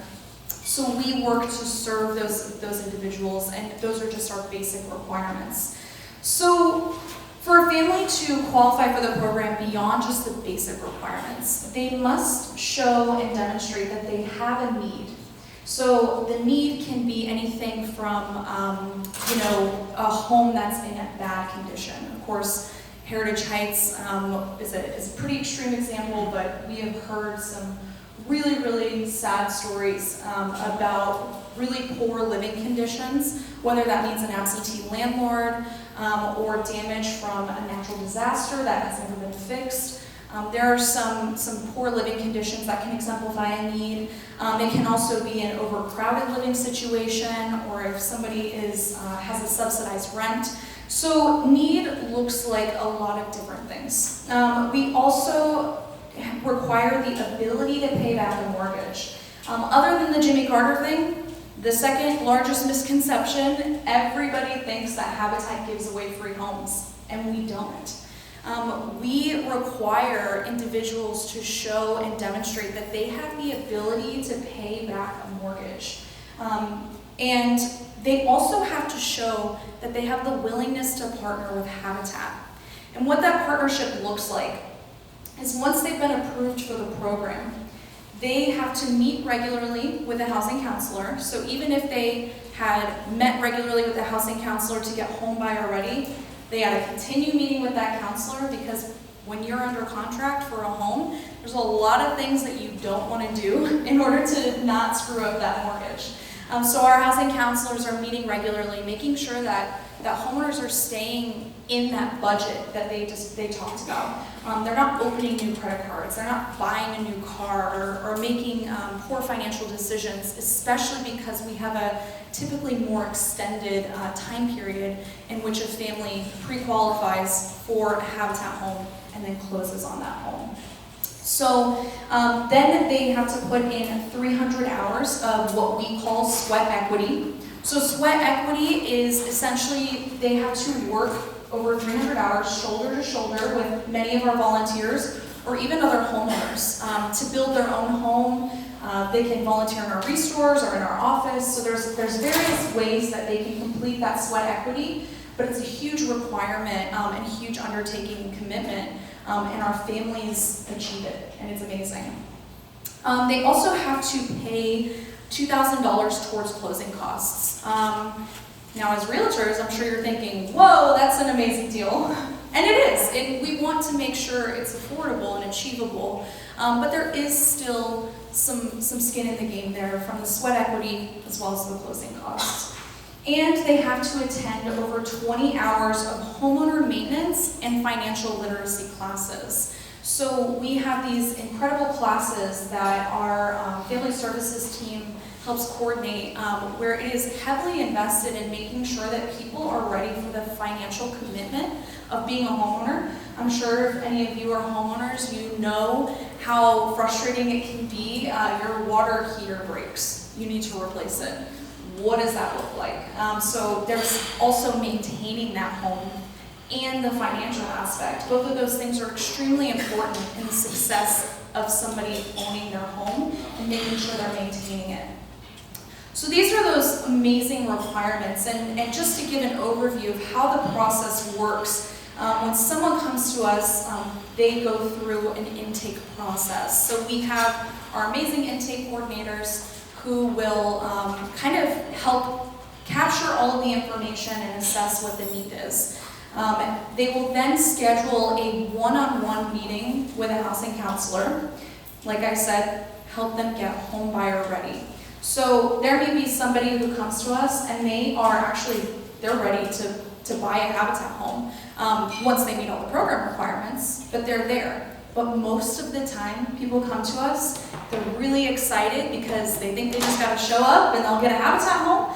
And they realize that all the challenges and how all of the mortgage and all of the specifics work, they don't really know how to get to what their goal is. So that one-on-one meeting with a housing counselor is extremely vital. So it could take them anywhere from 6 months to a year to 3 years. We've had people meeting one-on-one with a housing counselor to get home buyer ready, and it's just part of that commitment. We also have families submit a pre-application. So once the homeowner advisor determines they're ready to go, they can apply for a Habitat home. they submit a pre-application, so it's kind of our version of a pre-approval. Then, if they are, once they are pre-approved or have that application filled out, they will go in front of a selection committee. So we have a group of amazing volunteers that get together, read letters of need, and assess on our basic requirements if somebody is homebuyer ready. And they have to make really challenging decisions about selecting families and how and who is going to receive a home. Then we have the requirements that we talked about. So they have to do the sweat equity and pay the closing costs and all of those pieces. And then they will do a loan application and home inspection. They shop insurance. I mean, it is very similar to a home buying process or a traditional home buying process.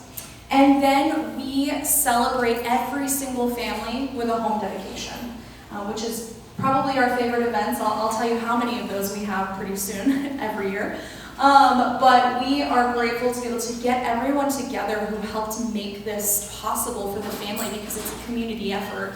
And then of course all the investment of the individual or the family that's purchasing the home as well to really celebrate that achievement.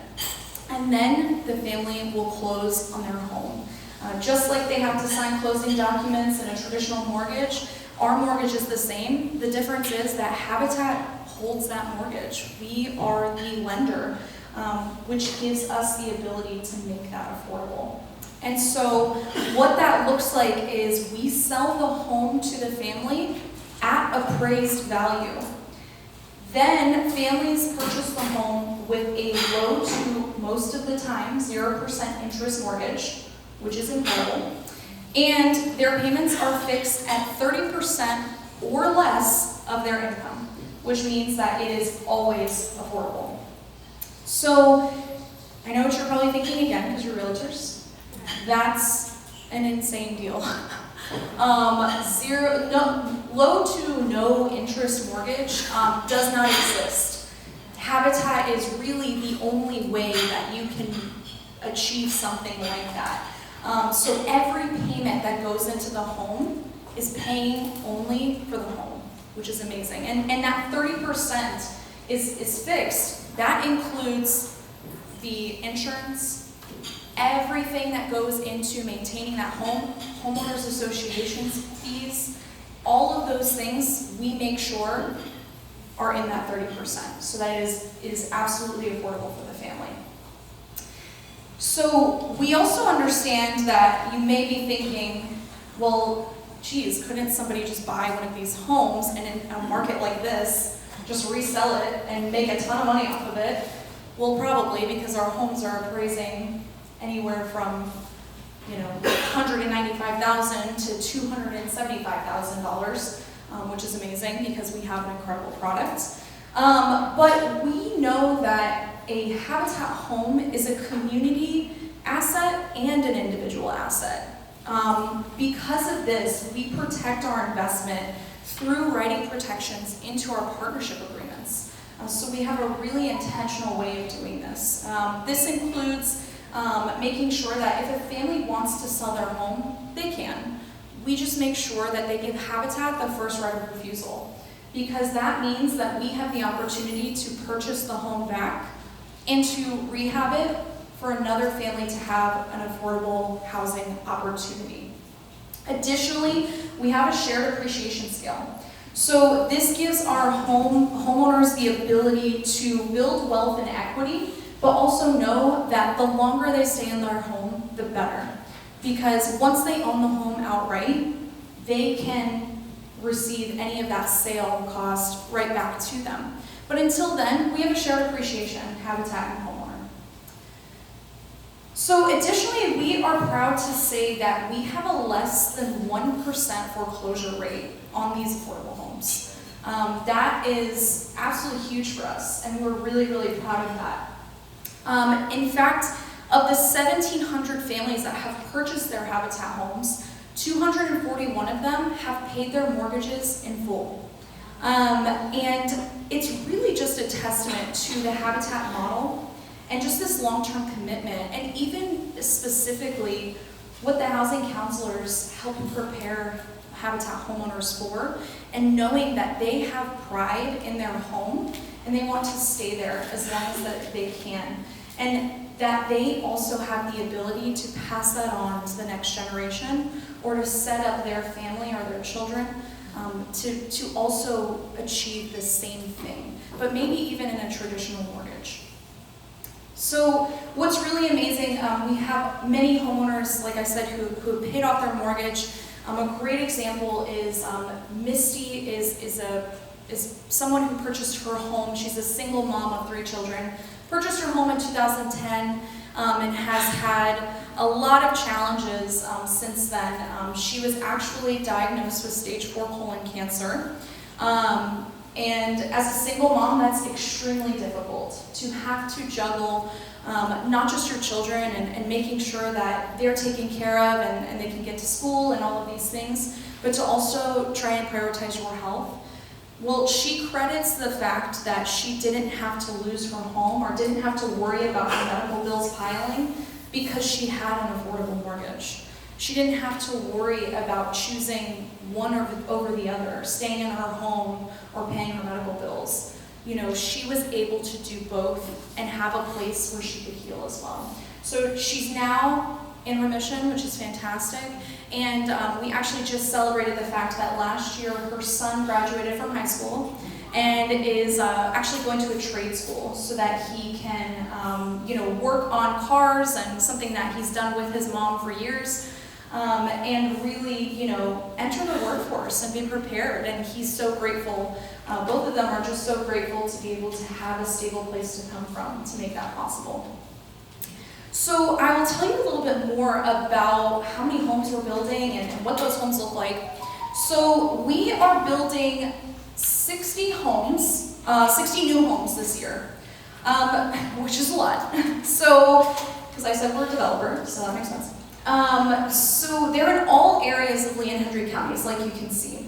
That includes Fort Myers, all parts of Fort Myers, Bonita Springs, Cape Coral, Alva, Lehigh, and LaBelle. So we have 13 different floor plans. This is an example of one. And this is just a rendering, but I'll show you also a picture of a home. But they all range from 3 to 4 bedrooms, which is great, especially depending on your family size. They typically have 2 bathrooms and a 1-car garage. They can be anywhere from 1,200 square feet to 1,500 square feet. And they come with appliances and are actually even Energy Star rated, so it helps keep those costs low overall for homeowners. So we really want families to feel like when they come into Habitat and they're looking to purchase a home, it's like how they go to any other builder. Of course, we're a nonprofit, we have different resources and maybe not as fancy, but we've developed pieces like this so that they can come in, look at our floor plans, and they can see the addresses that we have available and what floor plans correspond with that address, because depending on what the lot looks like and how much space there is, we build the home plan based on that. So they can specifically apply for a specific address and location, but also know what kind of home is going to be built on that lot as well. So we really want to be transparent up front and also give a quality experience. Even though these are low-income families, they deserve that quality experience as well. So we really believe in that. So like you kind of saw here, a little less than half of the homes are actually on what we call scattered lots. So that means that it could be anywhere down the road, especially if you live in like Cape Coral or anything like that. A new construction could be a Habitat home. Our product's great, so it blends in really well, so you may not even know, other than if you see our logo there. But we specifically have lots that are just scattered kind of throughout the county. Now, additionally, we have neighborhoods. So this is a home that you can see a picture of. Now, we have this amazing, framework that we have developed. It's called the Quality of Life in Neighborhoods Framework. So this is what we use to strategically design every neighborhood that we build. because the majority of our homes that we're building, especially this year, are actually in habitat neighborhoods that we are developing. So part of this framework, hopefully you can see, we focus on making sure that part of the habitat partnership means that there's a pride of place, and there are pieces and elements that go into that. There may be neighborhood assets, so we see neighborhood assets as a playground or gathering places for families to go. That makes you really proud of where you live, because you have a community that feels like anywhere else you would go. We also have access to transportation, good access to education, so trying to build our neighborhoods in places that have good schools around them. Same with health, making sure that there's access to healthcare close by, or at least in a decent radius, because transportation is important. And even having public transportation access is really important for those who work and can't commute with their own vehicles. And then of course safety is an aspect, and a post-purchase relationship. So part of that post-purchase relationship is we have homeowners associations as a part of these neighborhoods. So I mentioned within that 30% of a person's mortgage, we make sure that any fees for maintaining a homeowners association is included in that. So this is really giving access to an amazing homeownership experience to low-income families, and giving them that opportunity to have that shared kind of community pride with that post-purchase relationship, and continuing. And we have boards for our homeowners associations.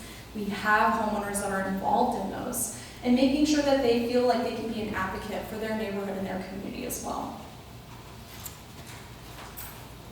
So let's talk a little bit about these neighborhoods. So these are some visuals so that you can see. So first one here, we actually have Heritage Heights. So that is our flagship neighborhood. That is really something we're so proud of, because Heritage Heights is actually in the Harlem Heights area where we were chartered 40 years ago. So we have so much history in Harlem Heights, and so we're really proud to be able to continue investing in that community by building more homes. So this neighborhood is actually going to eventually be 150 homes. So that's going to be a mix of single family and multifamily homes, most likely like townhomes. But if you'll notice this kind of top curvy street here, we actually have the majority of those homes currently developed. We are still kind of building the ones around the lake specifically, but you can go drive through this neighborhood and really see it for yourself. It is pretty amazing. The homeowners that have purchased homes already in these neighborhoods are absolutely incredible. We have a large variety and a mix of homeowners. We have someone like Franny who purchased her home, who is actually a single woman. She doesn't have any children. But she is very smart, heard about Habitat, and knows that she falls in those maximum income limits, and she came and purchased a home through Habitat. We also have a teacher who is going to be closing on her home soon. We just celebrated her home dedication.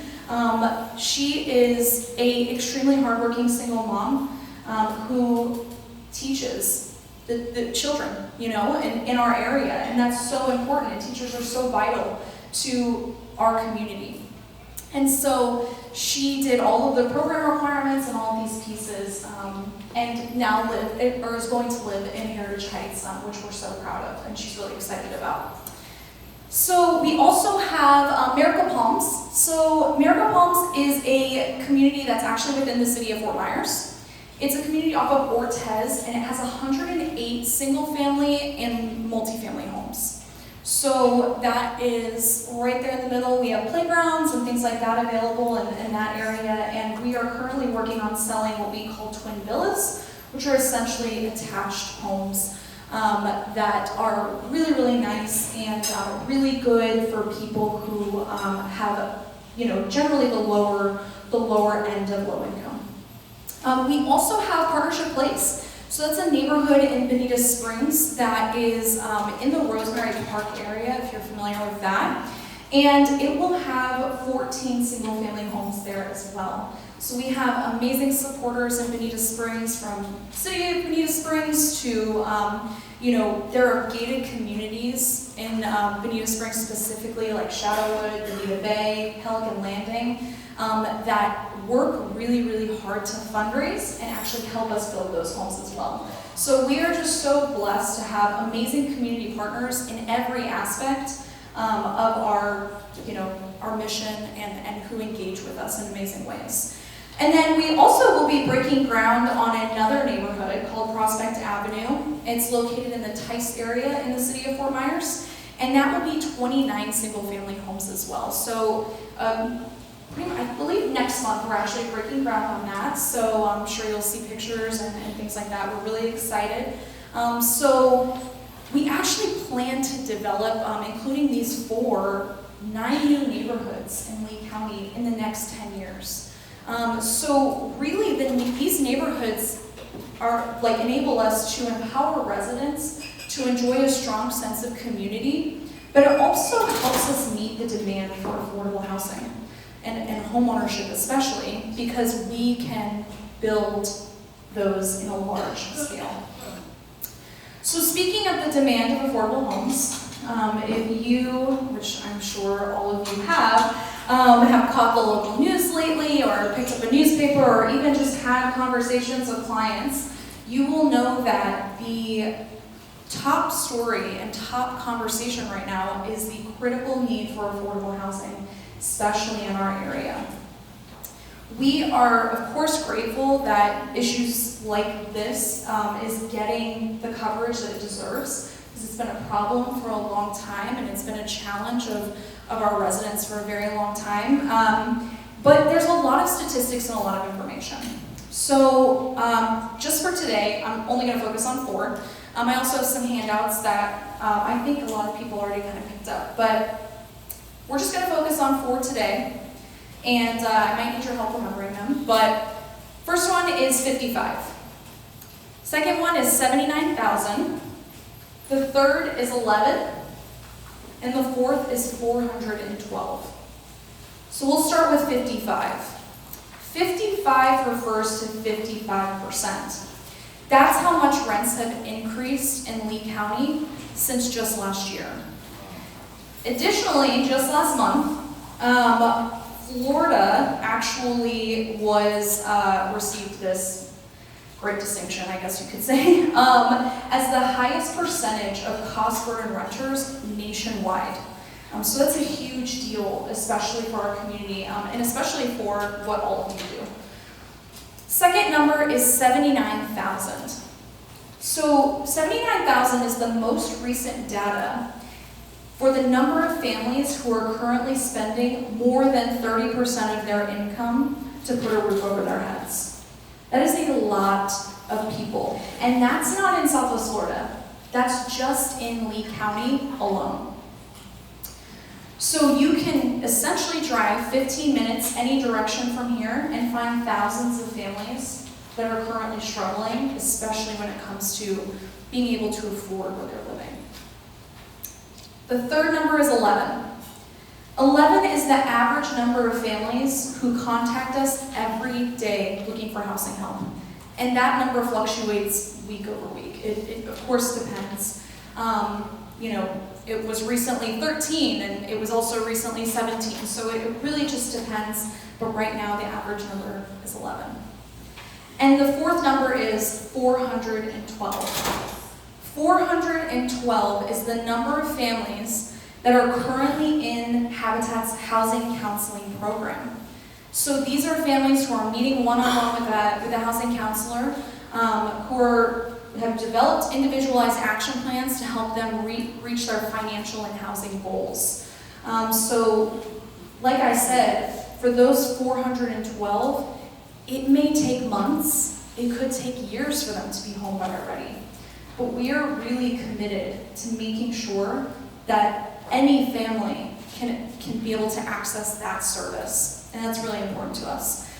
Plus, we have 81 families that are waiting to see our housing counselors. So we are trying really hard to meet the demand, but it's really challenging right now. So just to give you kind of an example, because statistics are huge, but we serve families, and we have hundreds of families that have hundreds of stories, and I just want to focus on one today. So this is Janisha, and I'm just going to share a little bit about her story. No one should have to worry about the safety and well-being of their family when they lock up and leave for work. But for single mom of 6, Janisha, every time she put her key in the door, she's worried. Would her kids be safe while she was gone? Would their belongings? What new, unwelcomed, and expensive surprise would greet her upon her return? Since 2020, Janisha and her family have called many places home. First, there was a rundown apartment that flooded not once, but 5 times. Then there was a bedroom at the back of a friend's house where all 7 family members slept together. Sometimes in the sweltering heat because of lack of air conditioning. Next, she found herself in a tiny motel room where the only food she could really cook was by microwaving it, which unfortunately is not the healthiest. And finally, she and her family found themselves in a rundown home, insufficiently protected from the elements, surrounded by rodents, and in an unsafe neighborhood. Finding an affordable, permanent solution to their housing crisis proved daunting, especially to Janisha. The constant worry about where they would put their heads down at night took its toll on the family's well-being, mentally, physically, emotionally, and financially. In fact, Janisha shared with us when she applied for her home, she said, "I began to question myself as a woman, a mother, and as a human. How could I continue to disappoint my children? They thought so highly of me. And there I was once again, showing signs of hopelessness. Once again, I gathered myself and sat them down and encouraged them that this is not our permanent situation." So Janisha was struggling, but thankfully a permanent long-term solution was on the horizon for her. When she chose to walk through Habitat's doors, she committed to a better life at that moment. Once completing her partnership requirements, because she's still in the program in progress of doing that, but you can see her here working shoulder to shoulder. That's her daughter, her and her daughter, but they were working shoulder to shoulder with volunteers. Like many families before her, when she completes those requirements, she will receive the key to her front door and start paying off her affordable mortgage, which is a huge thing to celebrate. She will finally have one less worry to carry with her when she locks up and heads to work each day, which is huge, especially I can imagine if you have 6 kids. So Janisha also told Habitat, "I know that everything is a process, and every day is another day to create great memories with the people that you truly love and enjoy. Remaining committed to the goals gives birth to the best success stories, and I truly believe that our story is one worth creating."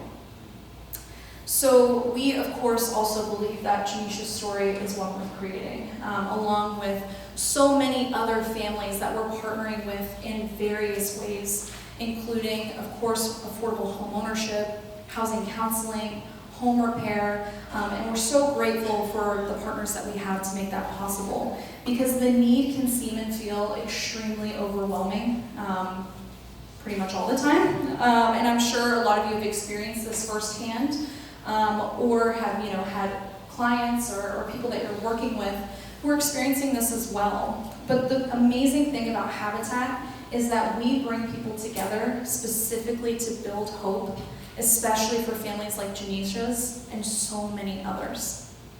We are able to offer affordable mortgages to qualified families through a combination of course, philanthropic donations, because we are a private, local nonprofit. We are so grateful to generous donors who give to us, because that is where the majority of our funding comes from, is from individuals. We are also really grateful for government grants. We have these down payment assistance grants that really help us make homes affordable, such as SHIP and things like that. And then we also have incredible sales from our Restores that help make this possible. So I don't know if you've heard of them, but we have these amazing Restore locations. If you haven't been, you need to go. So we have actually 4 locations. One is in North Fort Myers, one's on South Tamiami Trail, we have a McGregor location and a Bonita Springs location. So all of the funds from these locations, actually, the profits go right back into Habitat's mission. So their slogan is turning donations into homes, because truly that's what they do. I mean, it's essentially a thrift store, but they also have building materials and a lot of amazing things. So, like I said, if you haven't been, you have to go. So we have all of these incredible means of, funding that we have. And, everyone is needed to help Habitat address the critical need for affordable housing. So we really appreciate, of course, anyone who's willing to lend an ear and be educated on it, but also there's a lot of involvement too that can happen from here. And so the really interesting thing too is that Habitat for Humanity is the only organization in Lee and Hendry counties that's making homeownership specifically possible for low-income qualified families at a scalable impact. So it's pretty crazy. We have these amazing organizations, and the Housing Authority that does incredible work making sure that rentals are affordable and accessible to individuals. And that's where a lot of our homeowners even come from as well. But, as far as that home ownership, we are really the only ones doing it at this scale, which is something we're really, really proud of. And so, you may be wondering how you can help, how you can get involved. And, there's tons of ways, which is great. You can volunteer with us. Volunteers are extremely vital to the work that we do. And you can volunteer on a construction site, which I can tell you from personal experience is intimidating at first, but extremely fun. It's a fantastic opportunity to have a team building exercise with either your coworkers, something amazing to do with your family. I mean, you name it, it is an incredible experience. You do not have to have any skill or have even held a hammer before to actually volunteer on one of our construction sites. We will pretty much teach you how to do everything. I mean, we have a site supervisor there to, guide you. But it is an incredible experience, and you will most likely be working shoulder to shoulder with a future homeowner. Who you get to know by the end of the day, and you build these amazing relationships with the people that you work with, because we have things like wall raisings where literally you start with a concrete slab, and by the end of the day, the group of people that you just worked with helped raise a home of the exterior walls, which is pretty amazing. So an amazing experience to volunteer on our construction sites. You can also volunteer in our restores if retail or merchandising is kind of more your thing. That's a great way to give back as well. You can also refer people to the restores. I mean, you may have people that you come into contact with, or you're helping them sell their home, or depending on the situation, they want to kind of get rid of all the furniture they have because it's not really going to work in the new place. So you can actually donate large qualifying items to our restore, and we will pick it up for free for you. You just have to schedule a donation online. So referring that to your clients is an amazing way to help us, because all of those profits, like I said, go right back into our mission, and it's a really simple way to kind of give back to the community. We also, of course, you can make a monetary donation. You can even make a land donation. If you have an extra lot, or you're tired of paying taxes on it, and I mean, the market is kind of crazy right now, so I don't know if this would happen, but, if you have a lot, or you have a client that does, and they just want to get rid of it, they don't want to go through the hassle of anything that goes along with that, you might be able to donate that lot to Habitat. So there's so many ways to just give back. So, we have amazing organizations as well that we partner with who donate supplies to us. So there's just so many ways. And if you're interested in any kind of donation, you're welcome to come talk to me after this as well, and I can give you my card and we can talk through that. But you can also just connect with us on social media. Stay up to date on what we're doing. We're on Facebook, Twitter, Instagram. We are constantly sharing family stories, which never get old. You can kind of hear people's individual experiences, but we're also sharing news and things that we're doing. we're going to be having a 40th anniversary celebration in the fall. So something like that, if you wanted to stay up to date with it, we have social media, which is great for that. And of course, any kind of sharing that you do with social media is a great way to get the word out there and to advocate for Habitat and support what we do and make sure that other people in the community know that they have access to an organization like Habitat to receive housing counseling or to even hopefully work towards a goal of homeownership. We have pretty incredible stories as well in more recent years where people worked through our housing counseling and they actually even purchased homes with traditional mortgages because our housing counselors helped them get there. So just incredible success stories. We just work with so many different types of people. So other than that, I just really want to say thank you again for including us as a part of this conversation. But of course, being here and being willing to learn and listen about Habitat. And like I said, if there's any questions, I would love to also answer them for you now. Oh, yeah. Hey, I have a couple. Just curious, so with these homes that you guys are creating, does the homeowner person need to come up with the lot to put it onto? Or, you already told us about there's 3 places, multiple places. Mm-hmm. How's that work? Yeah, actually, that's a great question. So, no. We actually own lots. We are very, very fortunate, and we're in a unique situation as a Habitat affiliate that we have a large inventory of lots. Over 700 actually is the inventory that we have, which we plan to aggressively build on over the next 10 years to really develop these neighborhoods. So we're really fortunate to have that with our affiliate. But yeah, we do not have families provide lots. We've actually had people come to us before too that say, I have a lot, can you build a home on it? We can't do that either. We have really sophisticated kind of home building plans. We decide and project a certain amount of homes that we're going to be building each year, and then we commit to that and have the homeowners selected in a fiscal year and have them complete their program requirements at that same time. So the lot, the home, everything starts with Habitat. Absolutely. To backpack on that, I have a few different clients who would love this. I'm a teacher. I have a single mom of 4. Yeah. How does it work? And I wasn't paying attention. I'm sorry. There's a lot of information. I'm scared. Just wasn't. Yeah. There's a lot of information. Good. But with the max income limits, can you go over that again? Yeah, so I have a couple of them just in front of me, but so family of 1, and then for Hendry County, it actually is a little bit lower, but for a family of 1 in Lee County, it's $40,250. Is that 1 mean parents, no kids? Correct, yeah. And then I'll just do family of 1 and family of 4. So family of 4 is $57,500. That could be 2 parents, 1 parent, but that's the max. Mm-hmm. Yeah. And we also have all of our maximum income requirements on our website as well.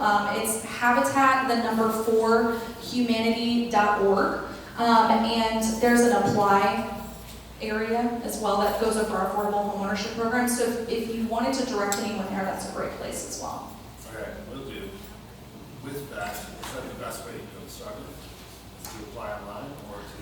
So the best way to get started is through what we call an intake packet. So contacting an intake coordinator is a great first step. They can help provide the intake packet, but we do also have that packet available online that they have to fill out completely because everything starts with housing counseling. We want to make sure that we can assess where people need to go to get homebuyer ready.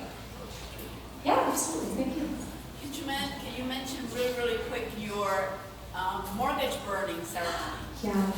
Yes, thank you. So we have an amazing event every single year. We call it our mortgage burning ceremony. where we celebrate when homeowners pay off their mortgages. So we actually had a mortgage burning in December. It was our first one since COVID, so it was really, really amazing, and we had 12 homeowners present. I think we had about 24 that actually completed their mortgage in the 2 years that we had rolling over from COVID. But we had 12 home buyers present who we got to cheer for. They got to kind of say their stories, say their thank yous, and then we got to celebrate them as they, burned.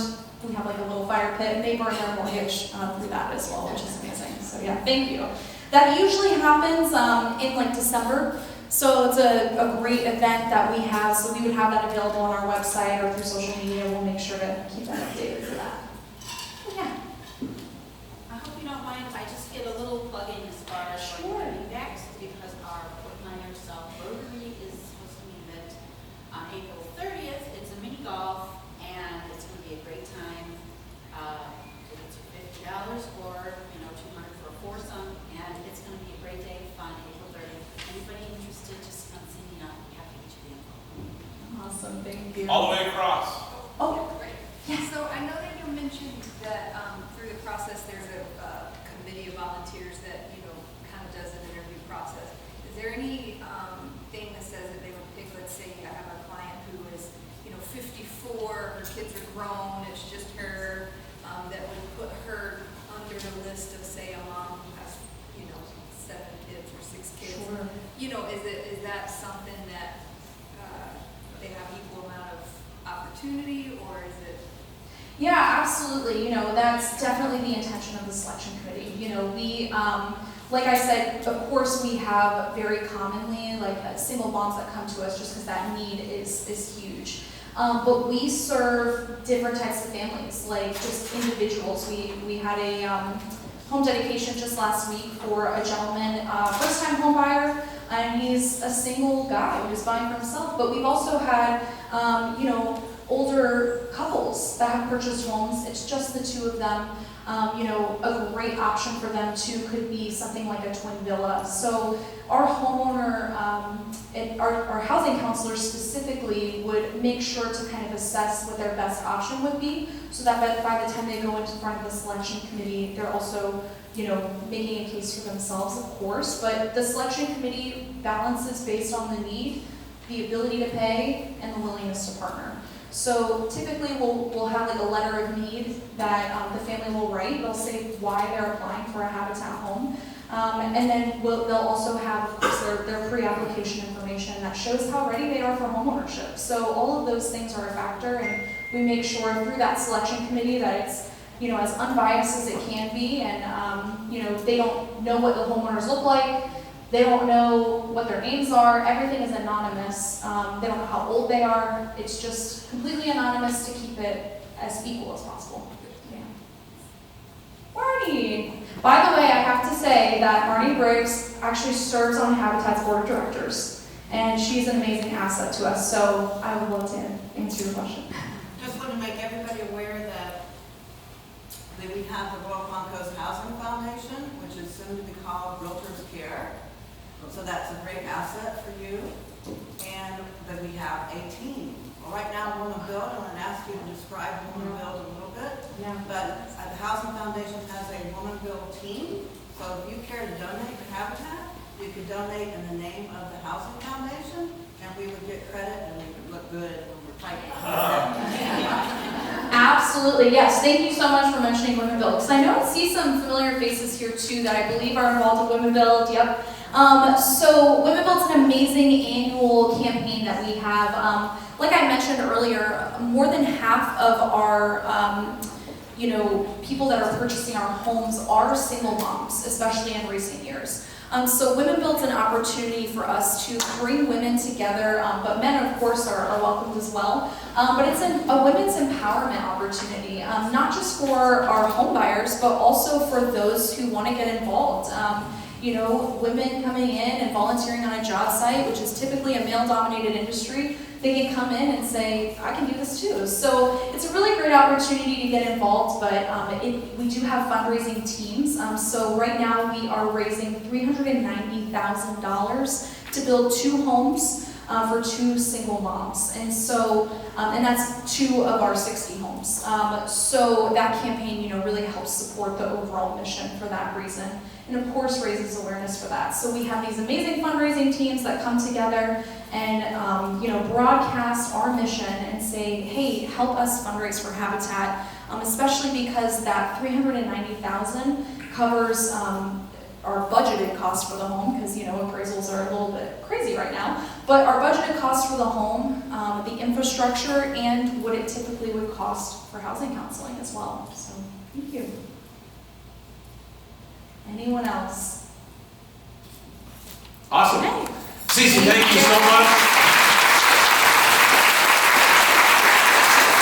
Habitat certainly has been doing, as you see, over the last 4 decades, an awful lot for our community and helping our citizens and those people that want to enjoy the privilege of home ownership. So thank you for that. Hopefully you all have written down the website. You've got contact information for those people that want to donate to the cause, want to volunteer their time to the cause. We really appreciate all the work that Habitat does in our area. Marty mentioned Realtors Care at the Royal Palm Coast Realtor Association, and before that, Fort Myers and Cape Coral Real Estate Association. We've been involved in the communities through our housing foundation.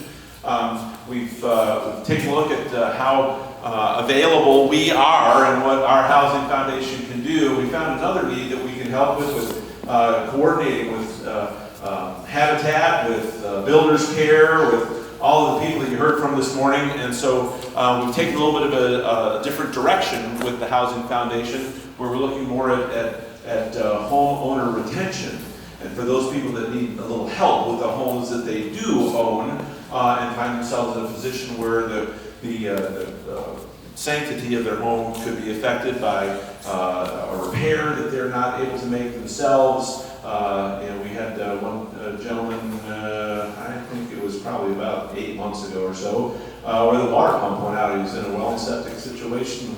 The supply of water to the home went down, and he had no way of getting it repaired. And so what our housing foundation was able to do is go out and get that repair done for him. We can take a team of 3 or 4 people out and trim back some of the bushes that might have overgrown the access to the home that would allow safe entry and exit for the home. So your Realtors Care Foundation is to be actively working that, and Marnie's going to lead that up for us. And so Marnie, thank you for your attention to that need in the community as well. And on behalf of the Realtors Care Foundation, we want to make sure that you enjoy a great lunch today. So lunch is prepared over here to my left.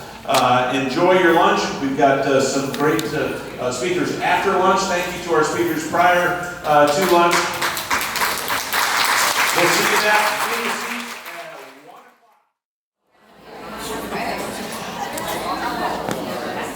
Well, I hope you all have enjoyed the program so far. Your enjoyment is well, that's very nice. Unsolicited. You gotta dig that. So the information that's been shared with you so far is just going to get better, and it certainly wouldn't want to go any further without saying, I don't know if you were as surprised as I was that they had chicken for lunch. But let's let Pelican Reserve know how much we appreciate the way they took care of us. Great lunch, thank you. So next up is Amy Yearsley. Amy is the housing coordinator with the city of Cape Coral.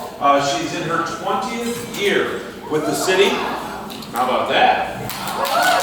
And has worked in several different positions, from planner to acting planner and manager. Amy has an undergraduate degree in geography from the University of Pittsburgh and a master's degree in geography and planning from the University of Akron. While Amy's passion is affordable housing, she has worked on a wide variety of projects in the city of Cape Coral. Examples include the CRA redevelopment plan for the South Cape, the post-read sign ordinance, and the new land development code.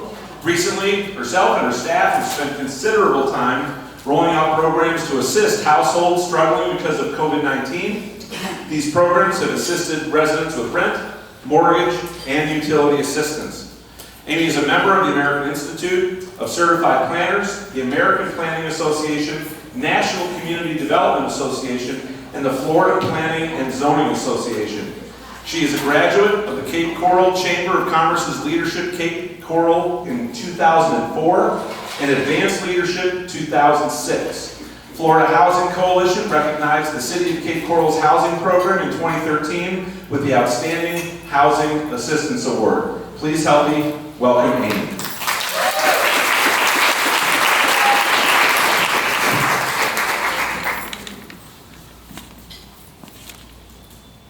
All right, great. Good afternoon.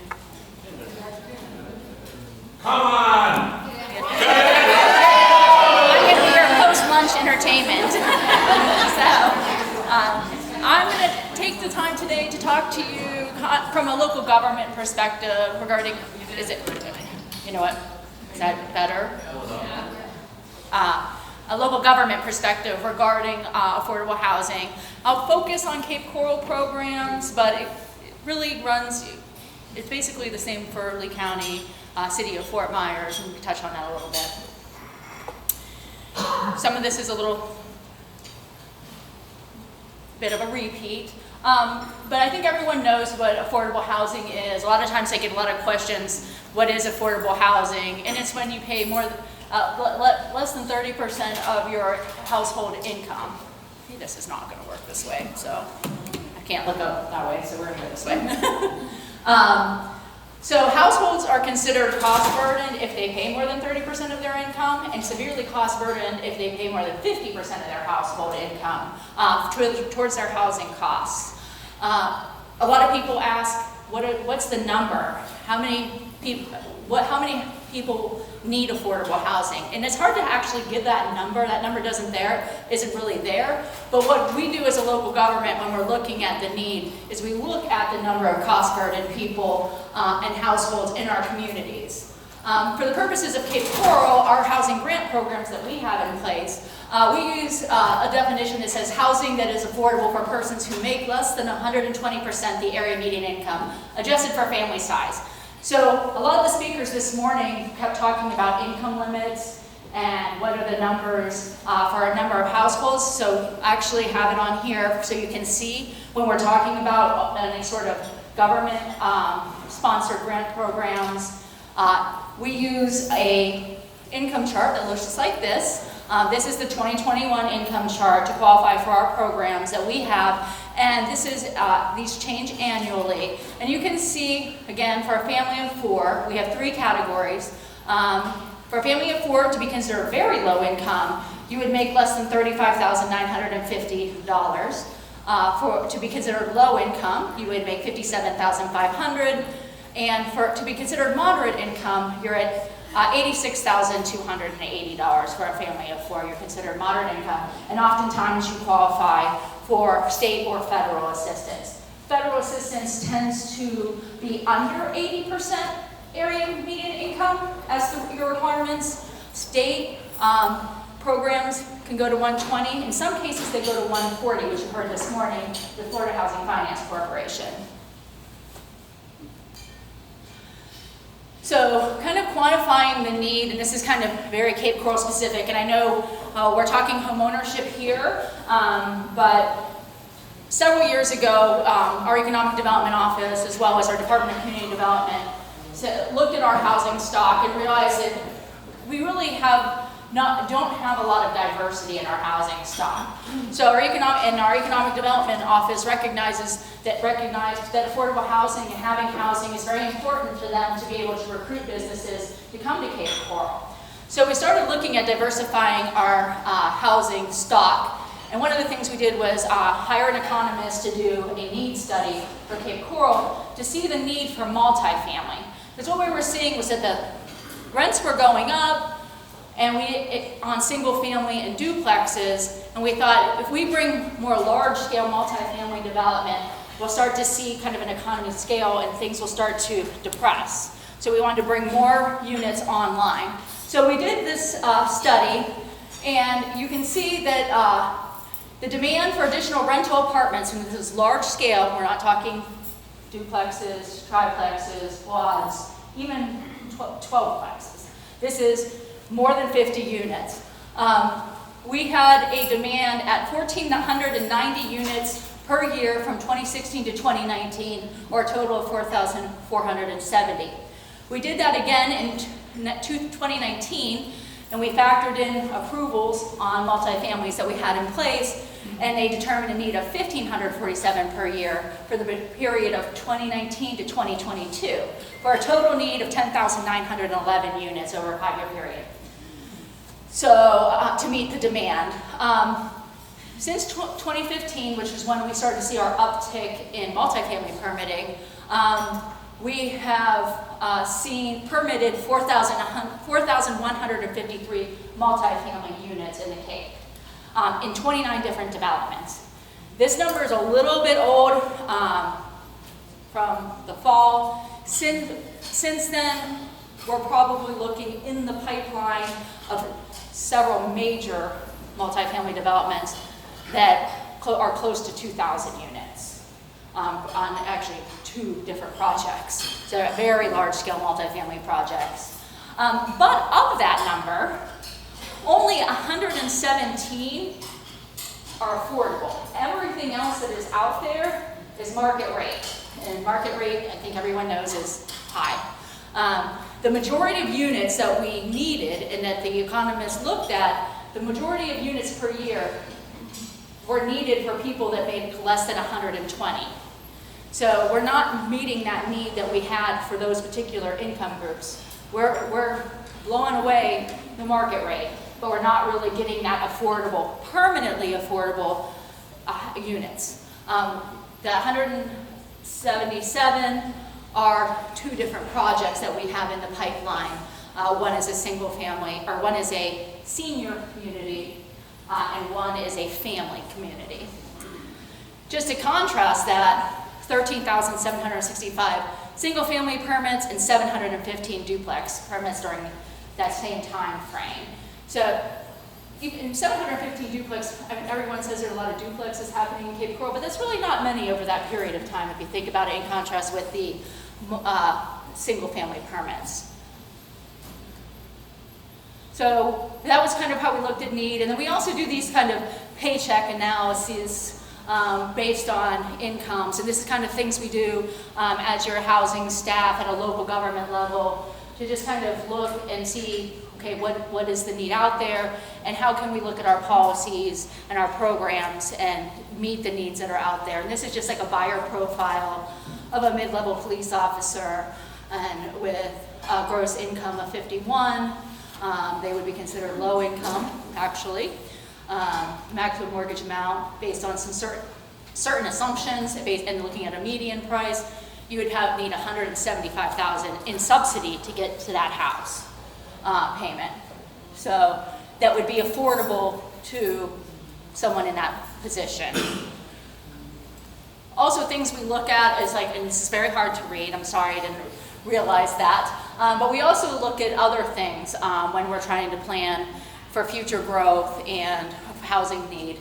This is, I don't know if anyone ever read the Out of Reach report. They publish it every year, and it talks about housing affordability, how much it costs to actually live in the community that you are in. And they have it for every MSA in the country, every state, and they do this on an annual basis.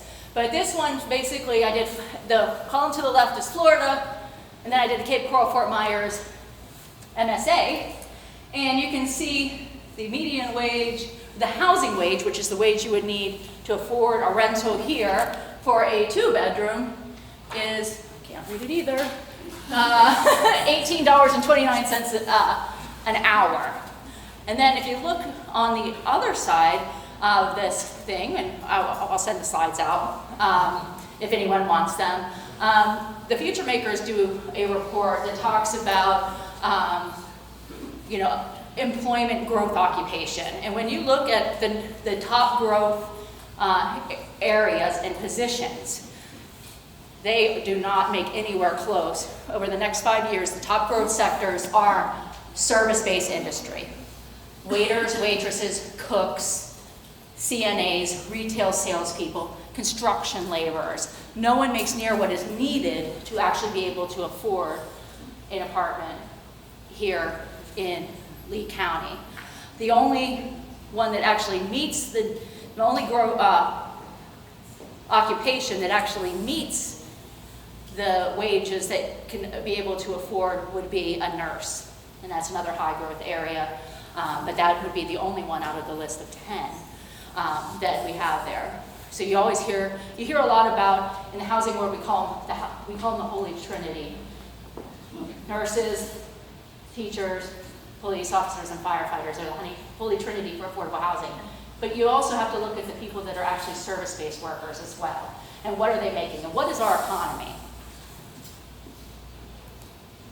So I talked a little bit about cost burden, but I just want to kind of show you on a map. This is very Cape Coral centric here, but I'm from Cape Coral, so I tried to do Lee County, but the software wouldn't let me. So we're kind of in that. The darkest shade are people that are cost burden. On the left, or yeah, my left, you have homeowners. On the right, you have, or on the left, you have renters. On the right, you have homeowners. So you can see a concentration, and you might think this looks weird if you're familiar with Cape Coral, with the cost burden being around the Cape Harbor and Southwest, as well as along the Caloosahatchee, where you have a high cost burden. Mostly, the reason why you see that is because you have people that have homes and are maybe on Social Security, pensions. So they are showing as cost burden, but maybe not necessarily, but so that's why you see kind of those concentrations there on some cost burden. In their CRA area, in our South Cape, that's more reflective of actual cost burden there. And then to the right, you have your homeowners who are cost burden, who are paying more than 30% of their income on housing. There's a good section kind of along our major Santa Barbara corridor where you have a homeowner that are cost burden. And a good part of actually, and this makes sense if you're familiar with Cape Coral, the northeast portion where people are less cost burden, and I attributed a lot of that to after the market crashed and we got a lot of federal subsidy, the city and the county put a lot of money into the northeast Cape through our NSP program. And so a lot of people that bought houses up in that area are all under that 30% threshold because they had to be in order to participate in our programs. So why is this important to a community? I think we all know this, but from a city government, local government perspective, it hits us economically with lost wages and jobs. People who have to commute from Lehigh to Cape Coral, the minute they get an opportunity to potentially maybe work closer to their home, they're going to choose to do that. You know, why are you going to commute that far and lose hours of your day to commute when something better comes along? Loss of disposable income. Again, our economic development office talks a lot about retaining and recruiting businesses, having housing available for different businesses and the price points that they pay their staff.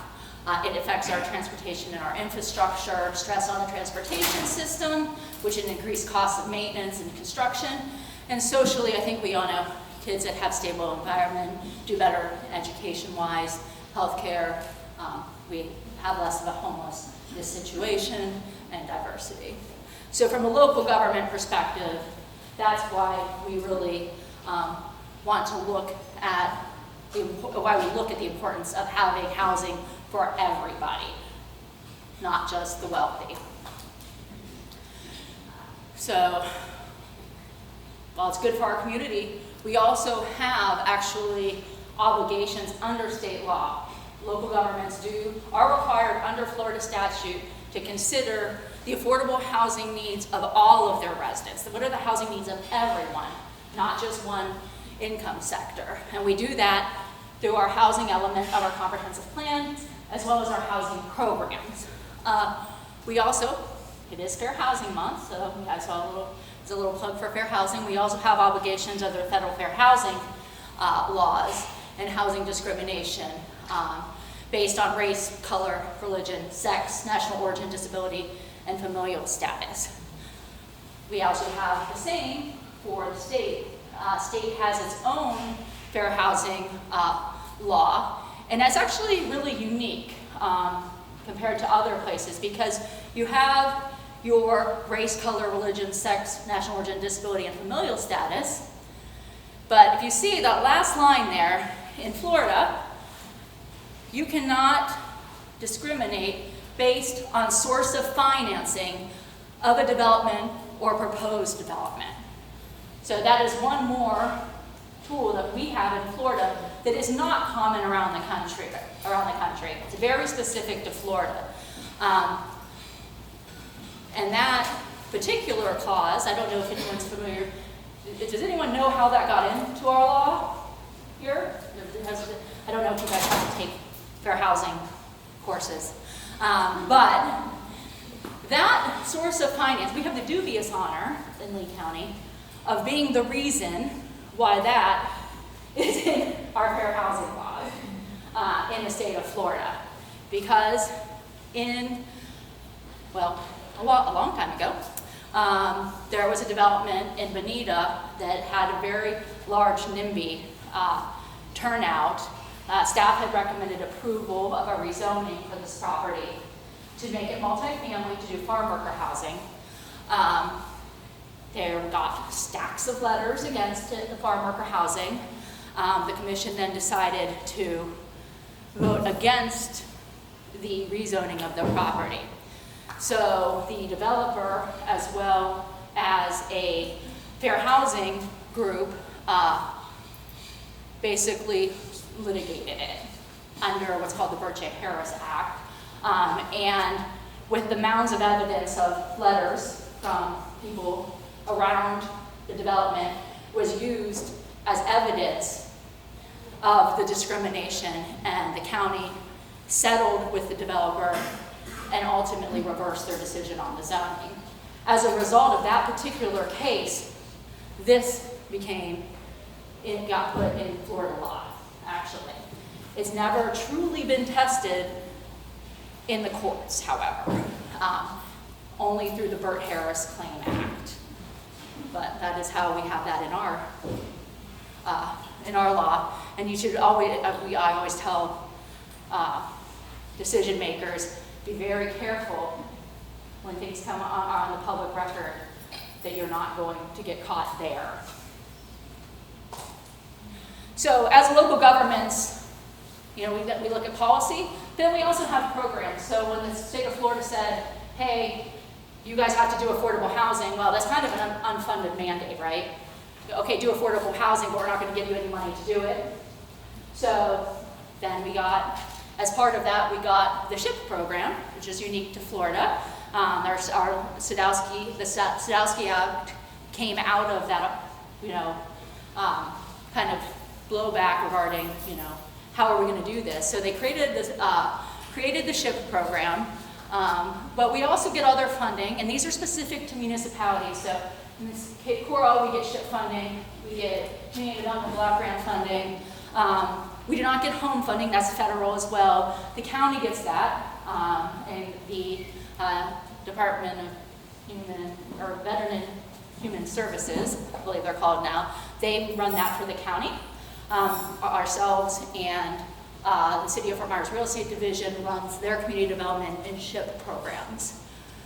So we are not, I always say, we're not in the housing business, we're not developers, we can facilitate it, but we rely on the private sector to do these programs for the most part for us. We have, our major partner, of course, is Habitat for Humanity, who does a lot of our programs for us, but we've all had other community organizations throughout the years that we've worked with, and we also have worked with private developers to develop multifamily and special needs housing. So some of the programs that we have, our new construction program and our acquisition rehab program, where we buy houses and flip them. Those are run through Habitat for Humanity. So when people buy houses in Cape Coral through Habitat, oftentimes they're subsidized through one of these grant programs. And it serves as, again, as a second mortgage on the property, sometimes a third mortgage, for the gap between the sales price and what the person can afford. It has, we hold the security in the form of a mortgage. The amount of money depends on the length of period, the period of time of the mortgage. There are certain requirements. You have to have your homeowner counseling. You have to live in the home. It has to be your primary residence. You have to contribute $2,000 towards the purchase. And there's a lot of strings attached. Right now, we're mostly doing new construction, just because the prices are crazy to buy and rehab. But we did, during the foreclosure crisis, we did a ton of acquisition rehab with other funding that we got from the federal government, the Neighborhood Stabilization Program. We have a down payment and closing cost assistance program. That is actually run out of my office. I have a housing intake specialist, and this is probably of the most interest. So this morning we were talking about the local monies that are available for down payment assistance. We have down payment assistance available. We have it available right now, actually. We don't get a lot of calls on it, but we have it. You get up to $40,000 or 20% of the purchase price. It's a 10-year second mortgage. You have to meet the income guidelines. When I showed you that table earlier, this program is kind of unique. It is not for your very low and low buyers, your less than 80%. This is specifically targeted to moderate income. So because of the fact that there are very low income buyers and our low income buyers just can't get into the market at this point. But our moderate people, there's very little funding available for moderates, so we very strategically marketed it towards our moderate income buyers. So we have that available if you want information on it, or you can email me at housing@capecoral.net, or I'm sorry, we're .gov now. We just switched to .gov. It's 20 years of programming. So that money is available right now. We also have a rental rehabilitation construction program. Mostly we work with for-profit developers for the development of affordable multifamily. That's very limited. We don't have a ton of money, so we don't have a lot of applicants for that. And Habitat runs our water and sewer, they run our emergency repair. So roof, AC, you have homeowners that you've sold to that are having difficulties. Maybe their insurance is being canceled because they need a new roof, which is very common, or they're having well and septic issues, also very common. We have that program. It just launched, I believe, March 1st with Habitat, and it's very popular, and it's a short-term mortgage on the property. We also do water and sewer connection. So for people that are in our utility expansion area, again, this is run through my department. If you're in our utility expansion area, you're low income, and we mandate that you connect to our city water and sewer, we have a grant that pays for the connection from the street to the house. So it usually is about $4,000 to do that. So we just provide that, and it's a grant, it's not a loan. We just kind of give it to you as long as you're qualified. We have a contract with a plumber who does it for us. So that's our water and sewer. And then when we have hurricanes, we do disaster relief. We actually expanded our disaster relief. During COVID, we added pandemic into the definition. So we did some mortgage assistance and through disaster relief. But we did roofs and stuff after Charlie, after Irma, we had some as well. And more recently, my staff and Habitat staff have been working a lot on COVID-related monies that we got specifically from the federal government. Right now, we still have an active mortgage assistance program for homeowners that's run through my office. If you're behind, we can pay up to 6 months of your rent as long as you can show a COVID-related hardship. That's hard to find right now. But if we can tie you back to COVID, we can help you with 6 months worth of mortgage payments. We're referring rental people to the Department of Economic Opportunity, which you saw this morning, for their rental program. So that's what we're doing. We've been spending a lot of time on the mortgage assistance recently. So we still actually have a good number of clients, and we have about $200,000 left in funding on that particular program at this point. So those are kind of a little bit about our programs that we run with our partner agencies. Again, we focus on managing the money and managing our nonprofit with our managing the grant on behalf of our nonprofit and for-profit partners. And these programs kind of change over time. In the summer, we're going to be bringing back a regular foreclosure prevention program that will help people with non-COVID related hardships regarding to assist with mortgages. That's coming soon. So that's kind of a new program that we'll be rolling out. We kind of, in housing, we kind of just react to the market. You know, when the federal government gives us money or the state gives us money, or we see a trend happening, or we think something's going to happen, we kind of try to look at it and evaluate it, see what we can do to address it. So it's always changing. Our programs are always changing. For a while, we did some hardening programs for people, where we gave them like the extra nail and the shingle for some reason, something to do with hurricane premiums. We did storm shutters. So we always have kind of one-off programs that are always happening, depending on what money's available and what's happening. So that's kind of our programmatic side. Policy-wise, we also as a local government have to look at, okay, we're not building housing, but how can we make it easier to build the housing that we want? So every local government that gets CHIP dollars has to have an Affordable Housing Advisory Committee. Shout out to Blanca, who's the chair of ours at the city of Cape Coral. And that group is charged every year, it used to be every 3 years, but every year they have to go and they have to look at all their policies, their zoning code, anything that they have in their toolbox and say, you know, can we address this, can we change something to make this easier for the development?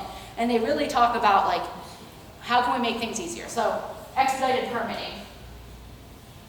If you do affordable housing in Cape Coral, we'll expedite your permits. So we have an expedited permitting program.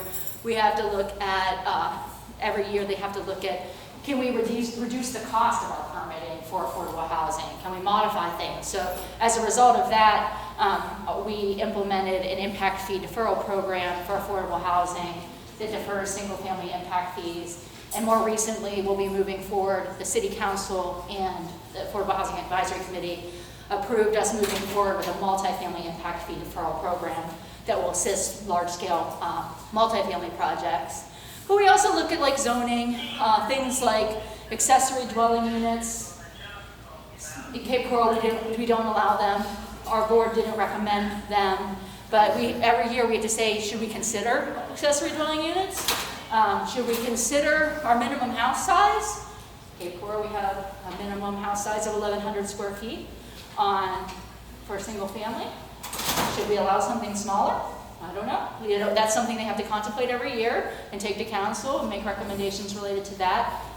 2 reports prior, there was a suggestion that we look at micro cottages, not tiny homes, but micro cottages, or a smaller home footprint between 500 and 1,100 square feet. We put that into our new zoning code that was adopted in 2019, but it was removed at the last minute because it got a little controversial. So we were getting very close to having a smaller house size, and it got pulled back to be reconsidered at a later date. So they look at things like that.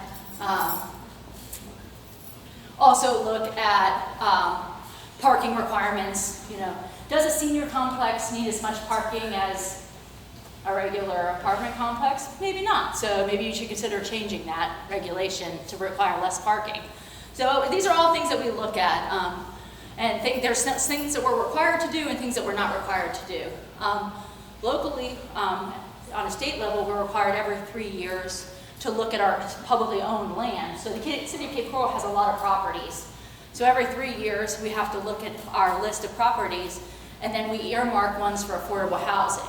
And then we work with our partner agencies to develop on those particular lots. Right now, I think our list is at about 12 that we're getting ready to unload at this point. But that's what we do as local government, both at any government that gets SHIP dollars. So the county has an Affordable Housing Advisory Committee that looks at the same 11 things. And we really just do that to make sure that we can facilitate and meet our obligations under state law regarding affordable housing. So that's kind of the really boring zoning side of it. And I know it's a lot after lunch, I know. For planners, we love zoning, but not everyone does. But so I thought I would end with some pictures, because everyone loves pictures, some of our projects. So this is this was on a city-owned lot that we donated to Cape Coral Housing Development Corporation, which used to be one of our partner agencies. They have since shut down, but this is a 3-bedroom, 2-bathroom on city water and sewer. It's actually in my neighborhood, around the corner from me. That's the inside there. The kitchen, and this was Cape Coral Housing built with a local builder. So they use a local contractor that built all of their homes. This is Coconut Cove. Marcia talked a little bit mentioned this morning. Coconut Cove is 12 units total, I believe, 12, of senior affordable housing. This is located near the hospital. This project was so popular.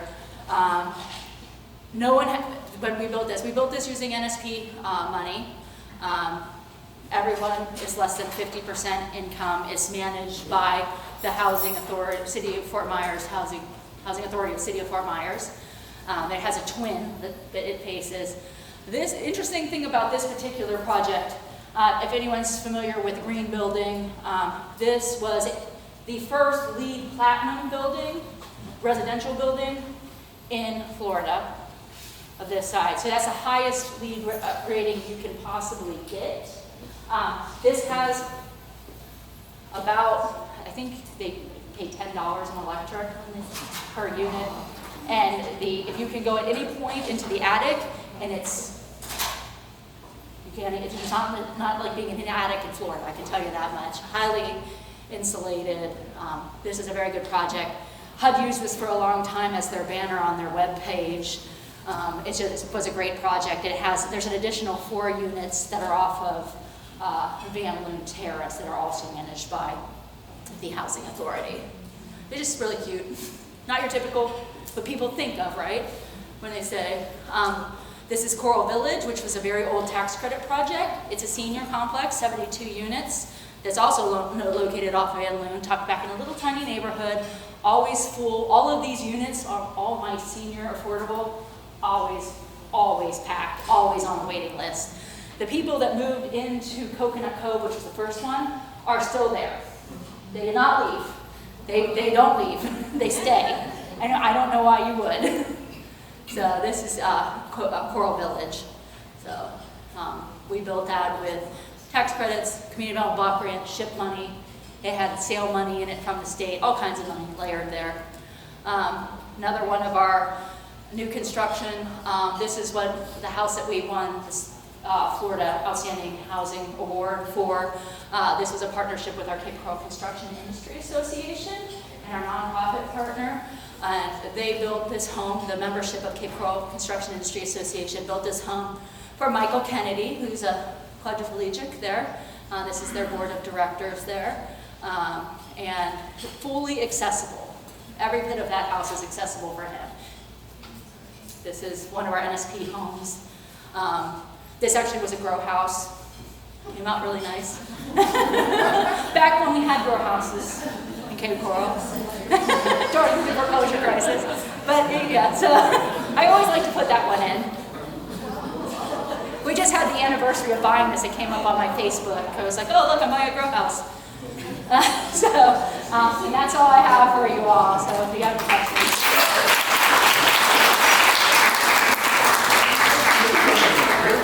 Do we have any questions for Amy? Oh, you keep it. Okay. Go ahead. My question is there a timeline for applying for these funds available through your department? No. Right now we're accepting applications. We do ask that people come with a contract. Okay. So, but It's an open. it's open. We don't reserve funds for people. So it's not like you come bring your application and we hold funds while you search for a house. It's first, we call it first come, first ready. In the back? You had mentioned kind of that mid-level income bracket, which I think is amazing. I've not ever heard that. I'm not north either, so that's awesome. My question is there a place to go to find more information about what constitutes mid-level and what the qualifications are? Yes. I failed to bring it with me, but on our website, under Development Services, there's a housing page and there's information there.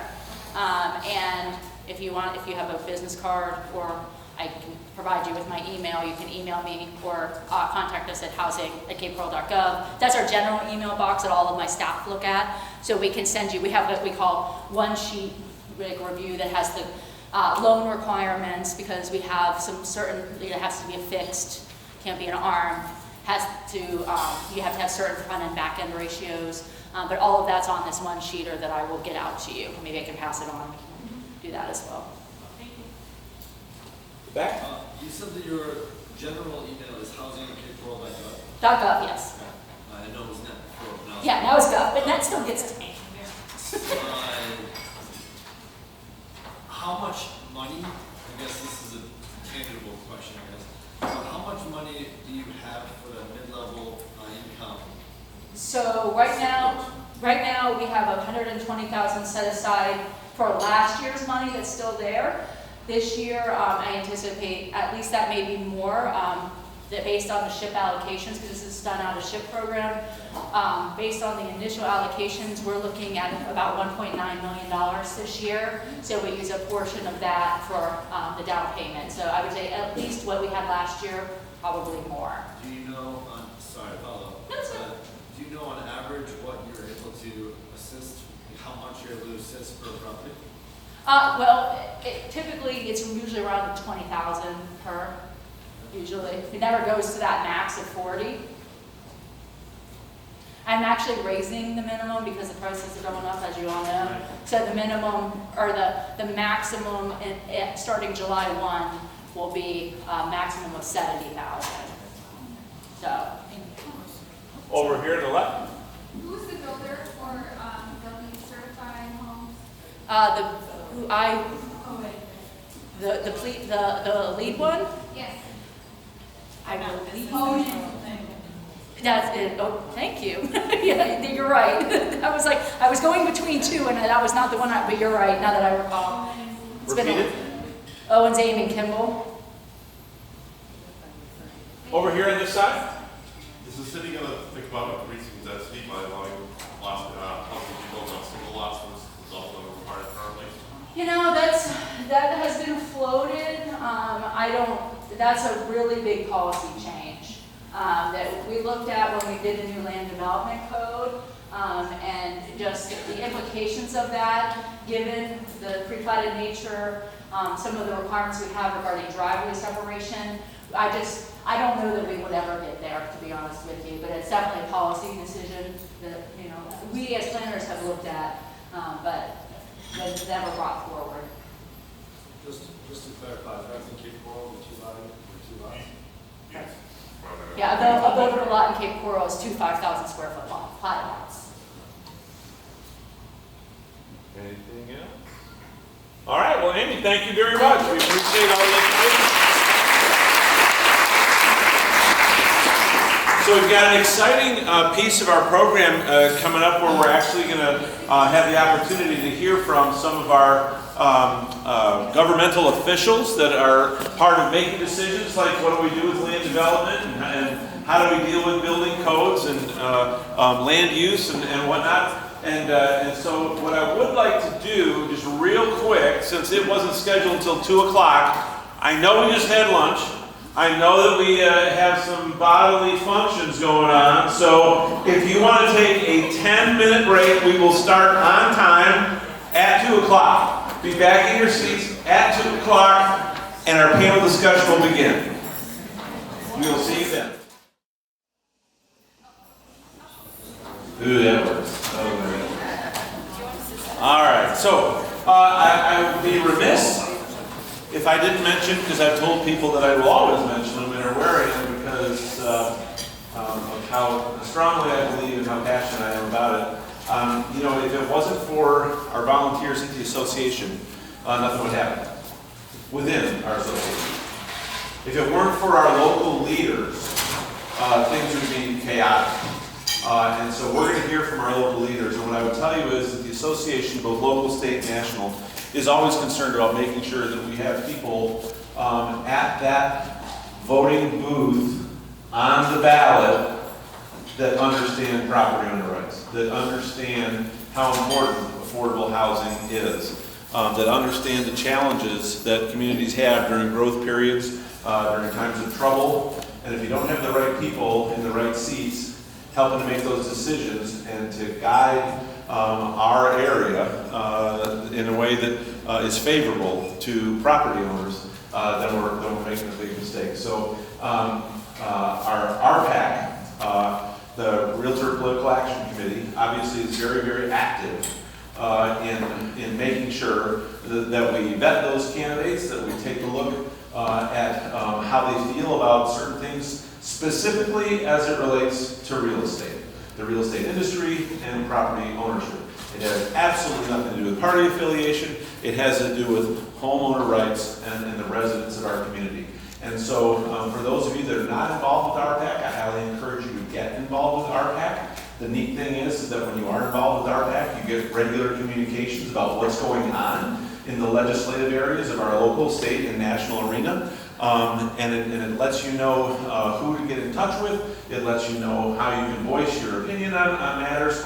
So at very least, I would recommend that you would become, and you can get to the association, and they make it really, really easy, that you would become what we call a My Fair Share contributor.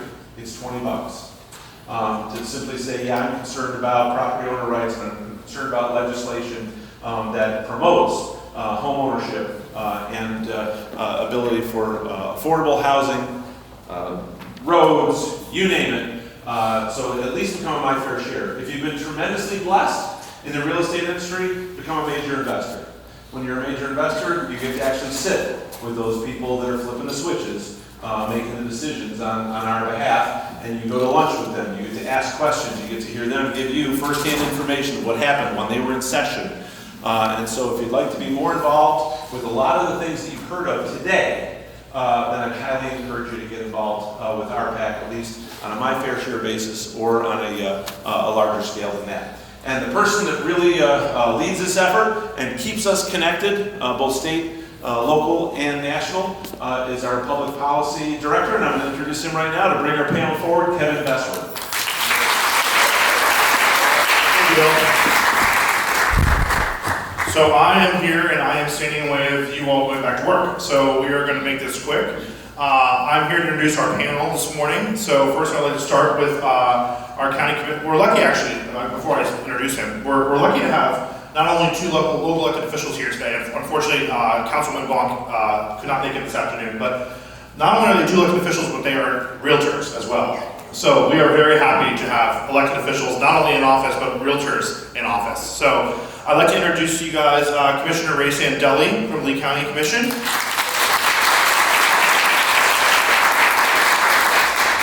And from the City of Cape Coral, Councilwoman Gloria Tate.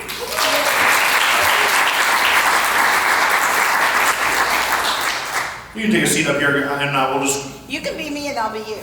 I'm more disappointed if you I know. closer that way. Okay, so where did you move him? It's like a shell game. It's a shell game. This is you, Ray. I told you Thanks, it Jerry. should have been me and it would have been easier. So I believe that microphone is already on.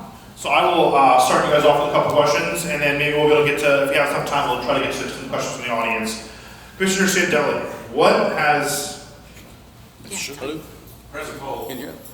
Press and hold right there. I think it's on this bottom one here. Here we go. There you go. Commissioner Sandelli, how have you become, what was your story of becoming an advocate, and what made you passionate about affordable housing? Well, I think as most of you know, I had been in real estate almost all my life. I flew airplanes for the Navy for 8 years and got out and went to commercial real estate. And I love the business, I love the people, I love the sense of service. And then I was on vacation and the phone rang and it was Governor DeSantis. And he asked me if I would step in and finish the role for Larry Kike, who unfortunately passed away. And so I came back, I didn't even know where the building was, so to understand where I was starting from, you know. And there was always a group of people that came into every VOCC meeting that were homeless. And I thought, where do they go after they go out of chambers?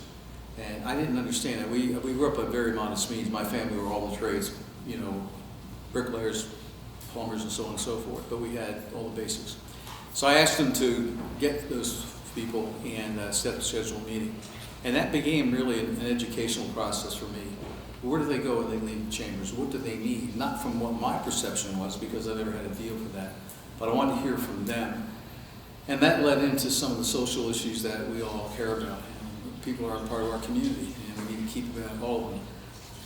So that progression led into other areas, and that was, you know, housing.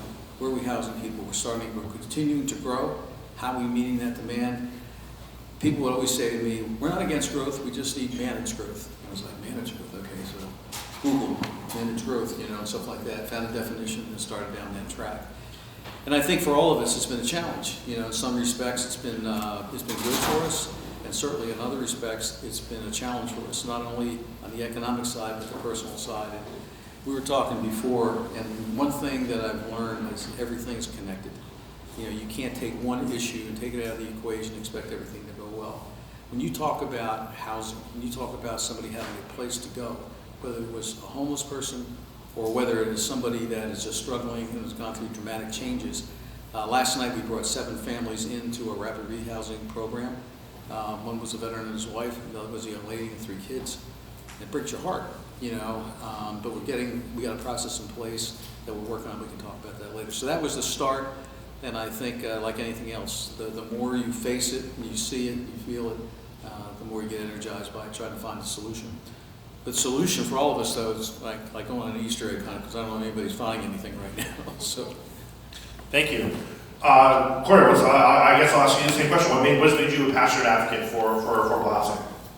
Well, first I want to tell you about Kevin, because as a councilwoman, it does my heart good to see him come to meetings. And so what you all don't know is he is constantly striving to make sure that you all have the best information and the best representation. So you really need to appreciate the person that's standing behind the podium.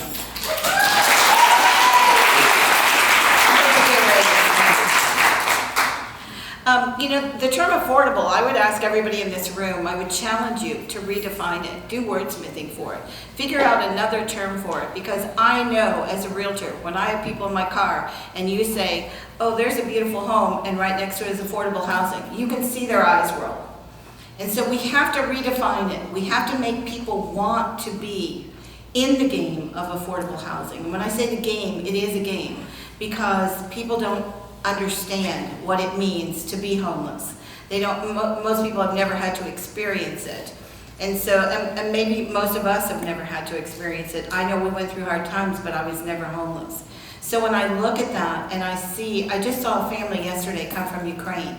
Broke my heart, took them 9 days to get out of Ukraine and to get here, and they have no place to live. The beauty of this community is our hearts are as big as our wallets. and we open them up. But what drives me is when I see people living on the street, when I see the bus stations filled with homeless people. And I, like Commissioner Sandelli, say, where do they go? I know where they're going. They're going in the fields behind the Wawas in North Cape. I know that's where they're living. Places like the Cape Coral Caring Center, that's what's making a difference. And every time you do a food drive, or you bring a blanket, or you do the cooperative ministries, that is what is really important. So that's what drives me. When I look around and I see somebody sleeping in the bushes behind my office, it drives me nuts. I've got to do something about it. And that's why I've been doing this job for 30 years and my other career for 10, because I'm passionate about that. Thank you. What do you guys feel are the biggest pressure points right now in our community that are affecting the workforce housing? For me, it's one word: insurance. Now, it is pricing because prices of homes have gone up. But you know, if you find a $325,000 house, if you're lucky to find it, and then in Cape Coral you go, oh, it's in a flood zone. Oh, it has a 2004 roof, you can't get insurance.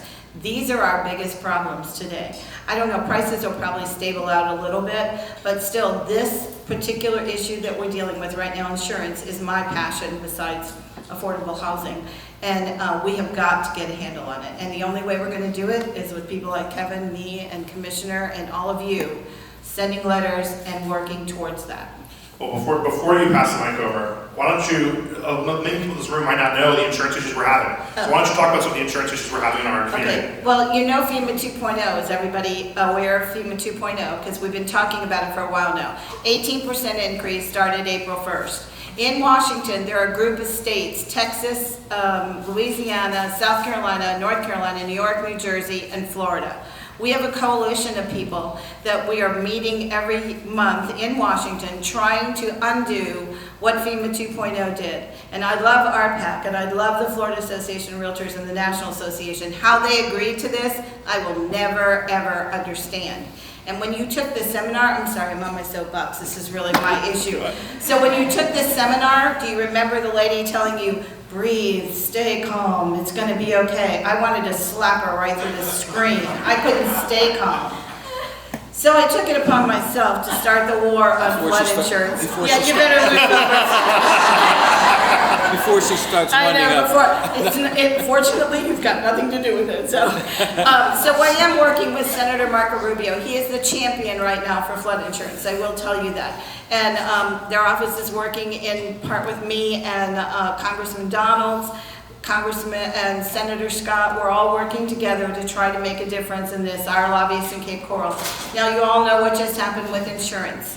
And so if you have a 2004 roof, you have to run and hide because, you know, you could get your letter any day that says, you're out.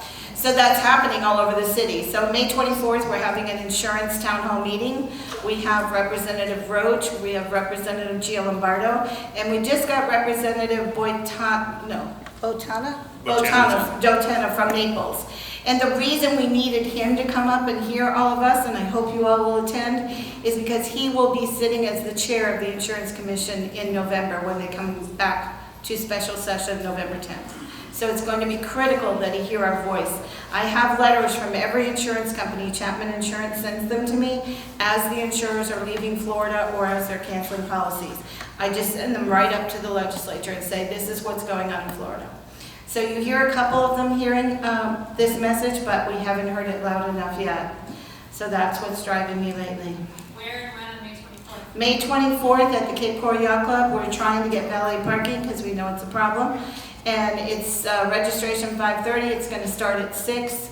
It's just going to be a discussion with our commissioners, our representatives, and I think Marco Rubio's office will also be there to hear our concerns on the flood insurance.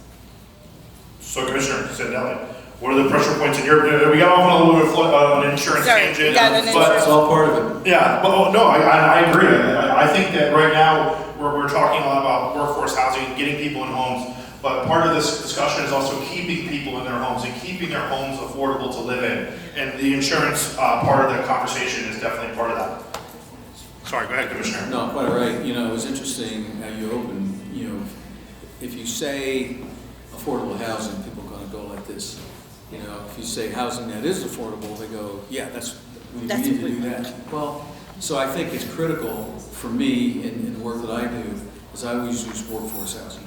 And the reason I use workforce housing is I want to associate work and purpose with housing because that's sustainable. You can't have, there's not enough money, it's not fast enough to come through the system to provide for everybody. Help people find jobs, help people find a sense of purpose, and it's a different track. The second thing is insurance is without question on everybody's mind. But I look at things a little more holistic. Like as I said, my family was all in the trades. When I was up in Tampa, I was president of the downtown partnership, and we were doing a school downtown called Rampella School. And we worked on the numbers, we found that once the numbers were together, it was not we couldn't deliver the product that school teachers could afford, or some of our first providers. So we went back, and fortunately the mayor at the time was the next developer, and Dick Greco. We said, do you have any land that was given to the city that we could put into the equation? Once we had the land put in, we can make the numbers work. The problem today is you've got labor out of control and huge demand. You have materials that are just going up all the time. You have land, which is hard to find. And the other unknown is financing. I know of a project where the financing guy was going to give a special deal. Once he realized that the developer could not deliver the product at that price because everything's being retraded, he says, I can't do it. I can't do it. And he backed out, on two or three other projects. And that's the challenge. You got to have somebody that's willing to play the game, as you said. Somebody that's willing to, I talked to one of the bigger brokerage houses here, and he said, Ray, we keep going around in a circle, you got to figure out who's willing to lose money at this. And that's concerning. So I think, as I said before, I think everything is connected. You have to get a different view. From a county perspective, I think, one, we have to look at density differently. We don't use density as much as we should. I think we have to look at overlays that allows residential to be, next to. Think of this, on Alico Road, if you had Amazon's headquarters there, or one of those buildings, and you could put 300 units, okay, right next to that, where workers could get up and they could walk across the street and go to work. That's a pretty attractive deal. Somebody's got to have some skin in the game to do that. And the other byproduct is you don't have to be on the road in the morning. I drive from Bonita Springs to downtown. I'm going north, so I'm good. But I watch these folks every afternoon and I go, if I had to start my day that way, I'd shoot myself. And I'm not a very good shot, so probably take a couple. But the reason I bring that up, though, is you have to think about how things are, tied together and how we can work on it and make sense. It's never fast. I came out of the private sector. It's never fast enough for me. And but we do have some near-term needs and we have some long-term things we have to figure out.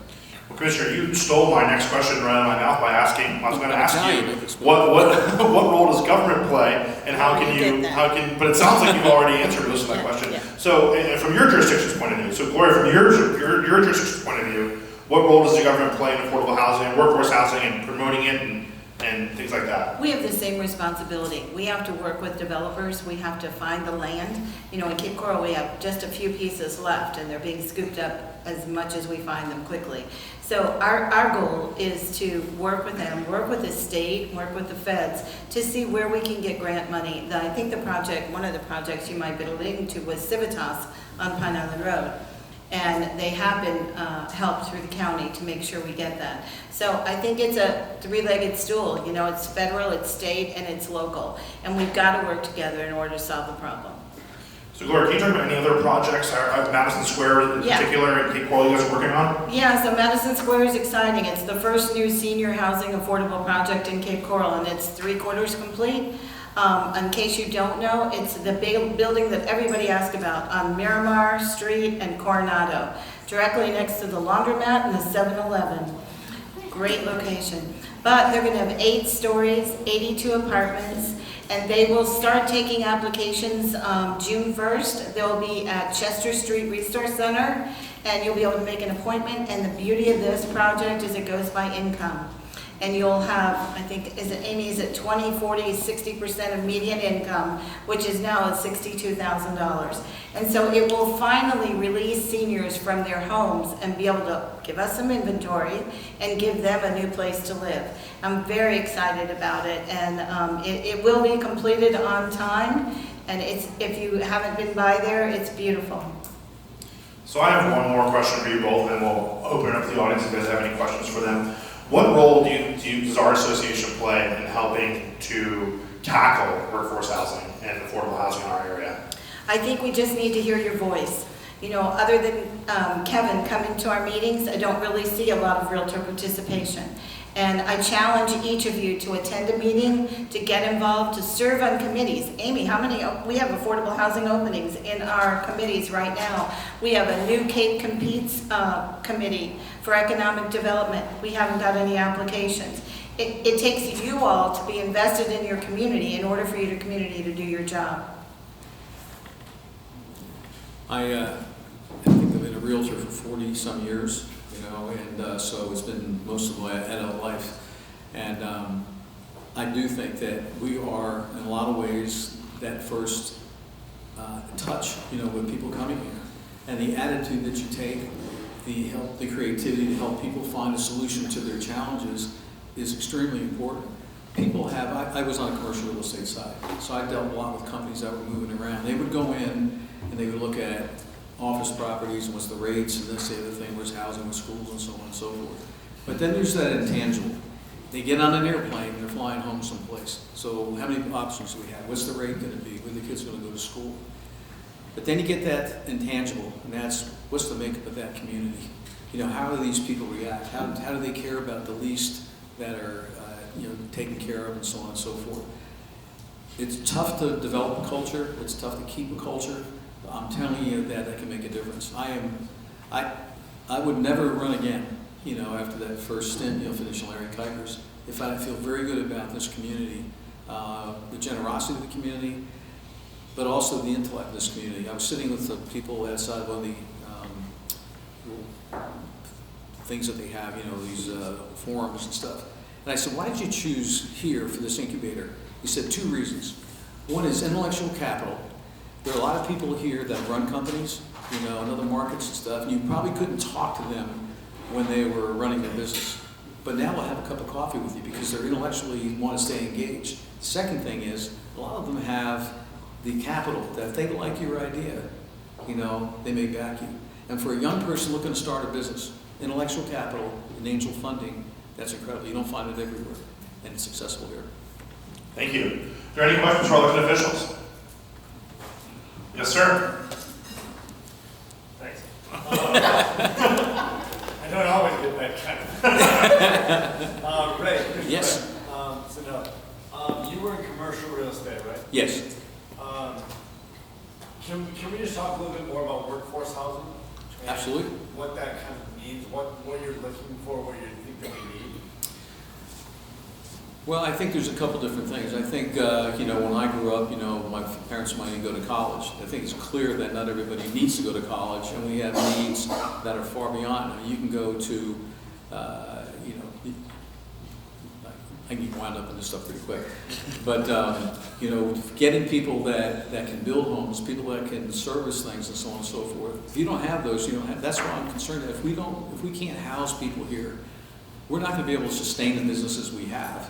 And we're not going to be able to attract new business. So workforce housing can take a lot of things. It's somebody that has a job, okay, that can get invested in that intellectually, physically, that they can have a place to start. You know, I remember my first apartment. I probably rented a room like a lot of people, and then, you know, I want to have my own place. And then I got married. My wife wanted to have a pool. You know, so you work hard to go after those things.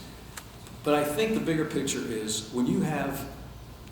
I retired at 65, and that didn't work out very well. And I went back when the governor called me. So my wife says, "You failed twice." And stuff like that. Now people say you're going to run again. I don't know. But the point is, if you have purpose in your life, to me, that's the fundamental of everything. And plus, I don't think she wants me to rent a house all the time. So, so workforce housing is we can't. I try to get reservations at the club that we belong to for Easter. I couldn't. You know why? it's not because we don't have the room, we don't have the staff. So now people are upset, oh, it's my club, I had an assessment, we don't have people to serve you. So now that people are starting to feel the pinch, you're starting to feel the pain a little bit, I think that's when people start responding. Yeah, I think, it's funny that that's a good question and a great answer by Commissioner Sandelli. Bill and I actually had a conversation yesterday. How do we continue to attract businesses here when we don't have anywhere for them to move their employees to? And that's something that we're all working on and looking forward to. Can I have a follow-up? Sure. Just a follow-up. But I'm next. That's fine. You're around similar, Zach. For anyone up there, definitely. What do you think the necessary proximity to your purpose is? Proximity to? Proximity to your purpose. So if your purpose is the work, if your purpose is church, if your purpose is school, what do you think that radius proximity is? So basically he's asking how close you can be to your job or to your... I'll start and say, I'm big on communities. Yeah. Has anybody been out to the place on Corkscrew Road, Cameronas do that? They have really built a community out there. And I went out there with the Audubon Society. I mean, people didn't like me when I got appointed because I was a real estate guy and I was going to pave over everything. So they wanted, control growth or planned growth. And so when I went out there, I was out there with Audubon Society, I was out there with Fish and Wildlife and with the Cameronas. And they have really built a community. 50% of that land out there goes into conservation in perpetuity. Think about that. We don't have to pay for it as a county. But then more importantly, they've created a community out there. And so the community is part where you go to church, it's part where your kids play sports, it's part where schools are, so on and so forth. There's some other examples of that. So the church that we go to is not as close, but had the right feel to it, based on the church that we had, up north. So I think there's a lot of different functions that go in there. But the key word there is community. How do you connect community? Some of the stuff that Habitat for Humanity has done, they can't solve all the problems. But the property they did in the Heights, it wasn't just building a house here and a house there. They created a community, a lake in the middle. They do a great job.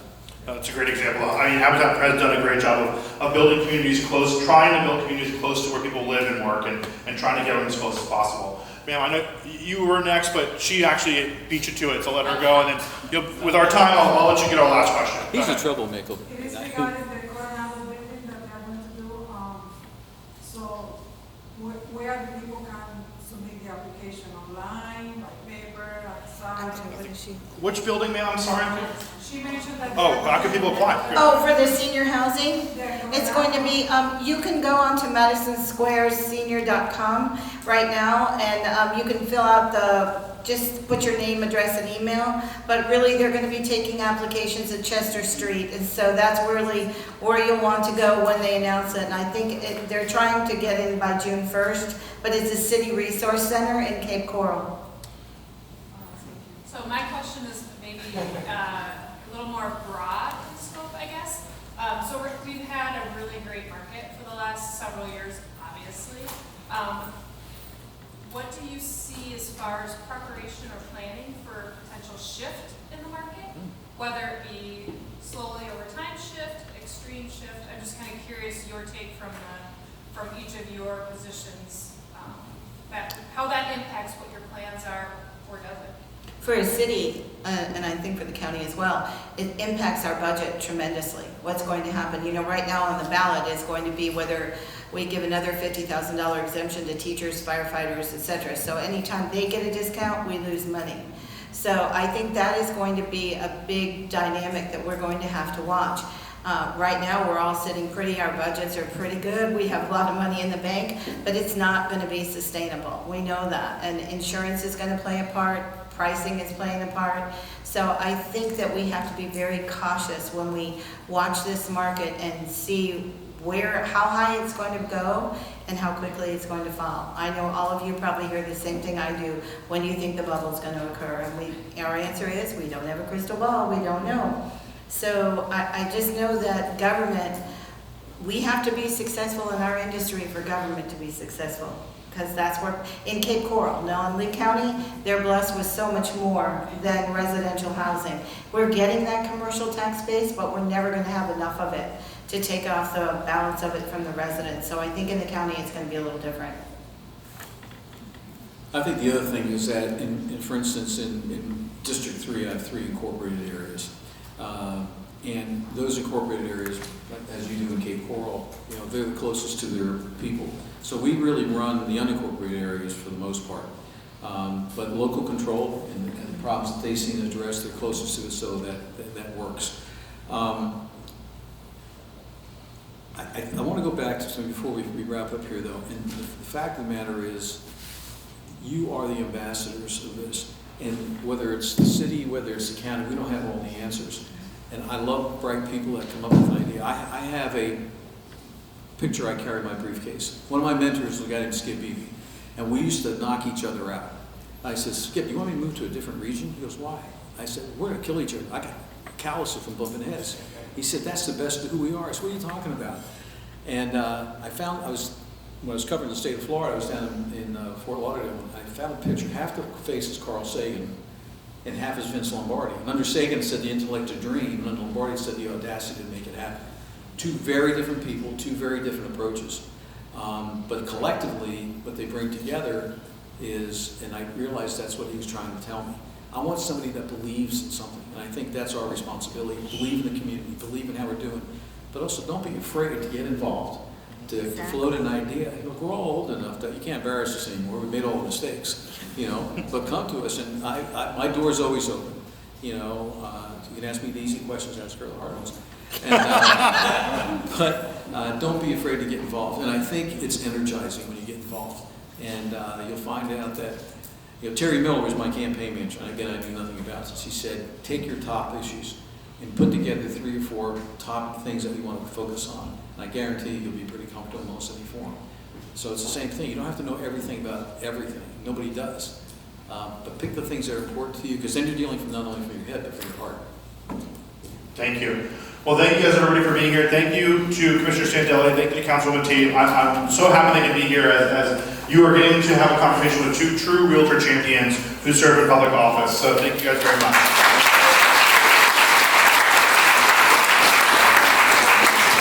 Good to see you, Ray, and see you at the Gloria, Ray, thank you. Happy Easter.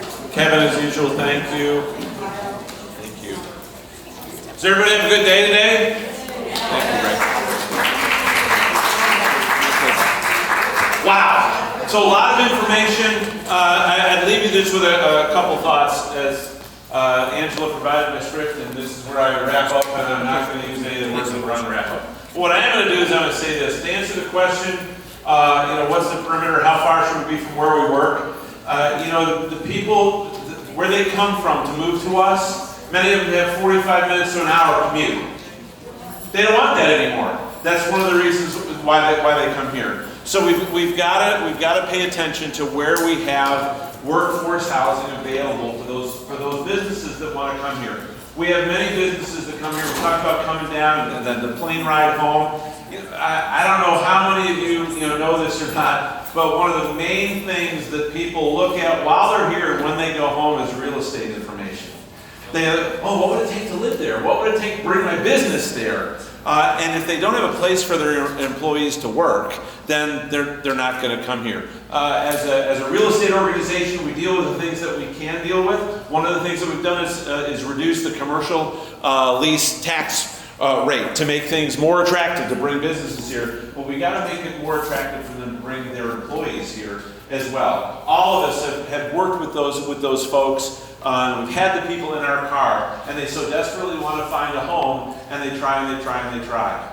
And so you've heard some opportunities that are available today. There's some committees that need some help. So you've got some committee seats that are open. Volunteer. It's a blast. You're looking at a number of volunteers in this office, volunteering to work inside of the Realtor Association. Volunteer to work inside of the communities in which you live. Get on the committees at the township level, at the city level, at the county level, and you'll learn so many things that you become a better resource to your customers for. And I hope you feel like you're a better resource as a result of today. You've got phone numbers for folks that can help. You've got websites. You've got programs that you probably never knew even existed.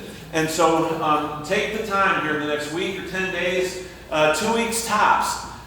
use some of those websites, use some of those email addresses, use some of those phone numbers, because if you don't use it, you're going to lose it. So a lot of things you heard today were exciting. Keep them exciting. Tell the people at your office, would you like to have another one of these next year? Yes. So we'll continue to do whatever we can do to make you better prepared to serve your customers and to serve the communities in which we live, because if we don't do it, nobody's gonna. So if not now, then when, and if not us, then who? So thank you for being here today.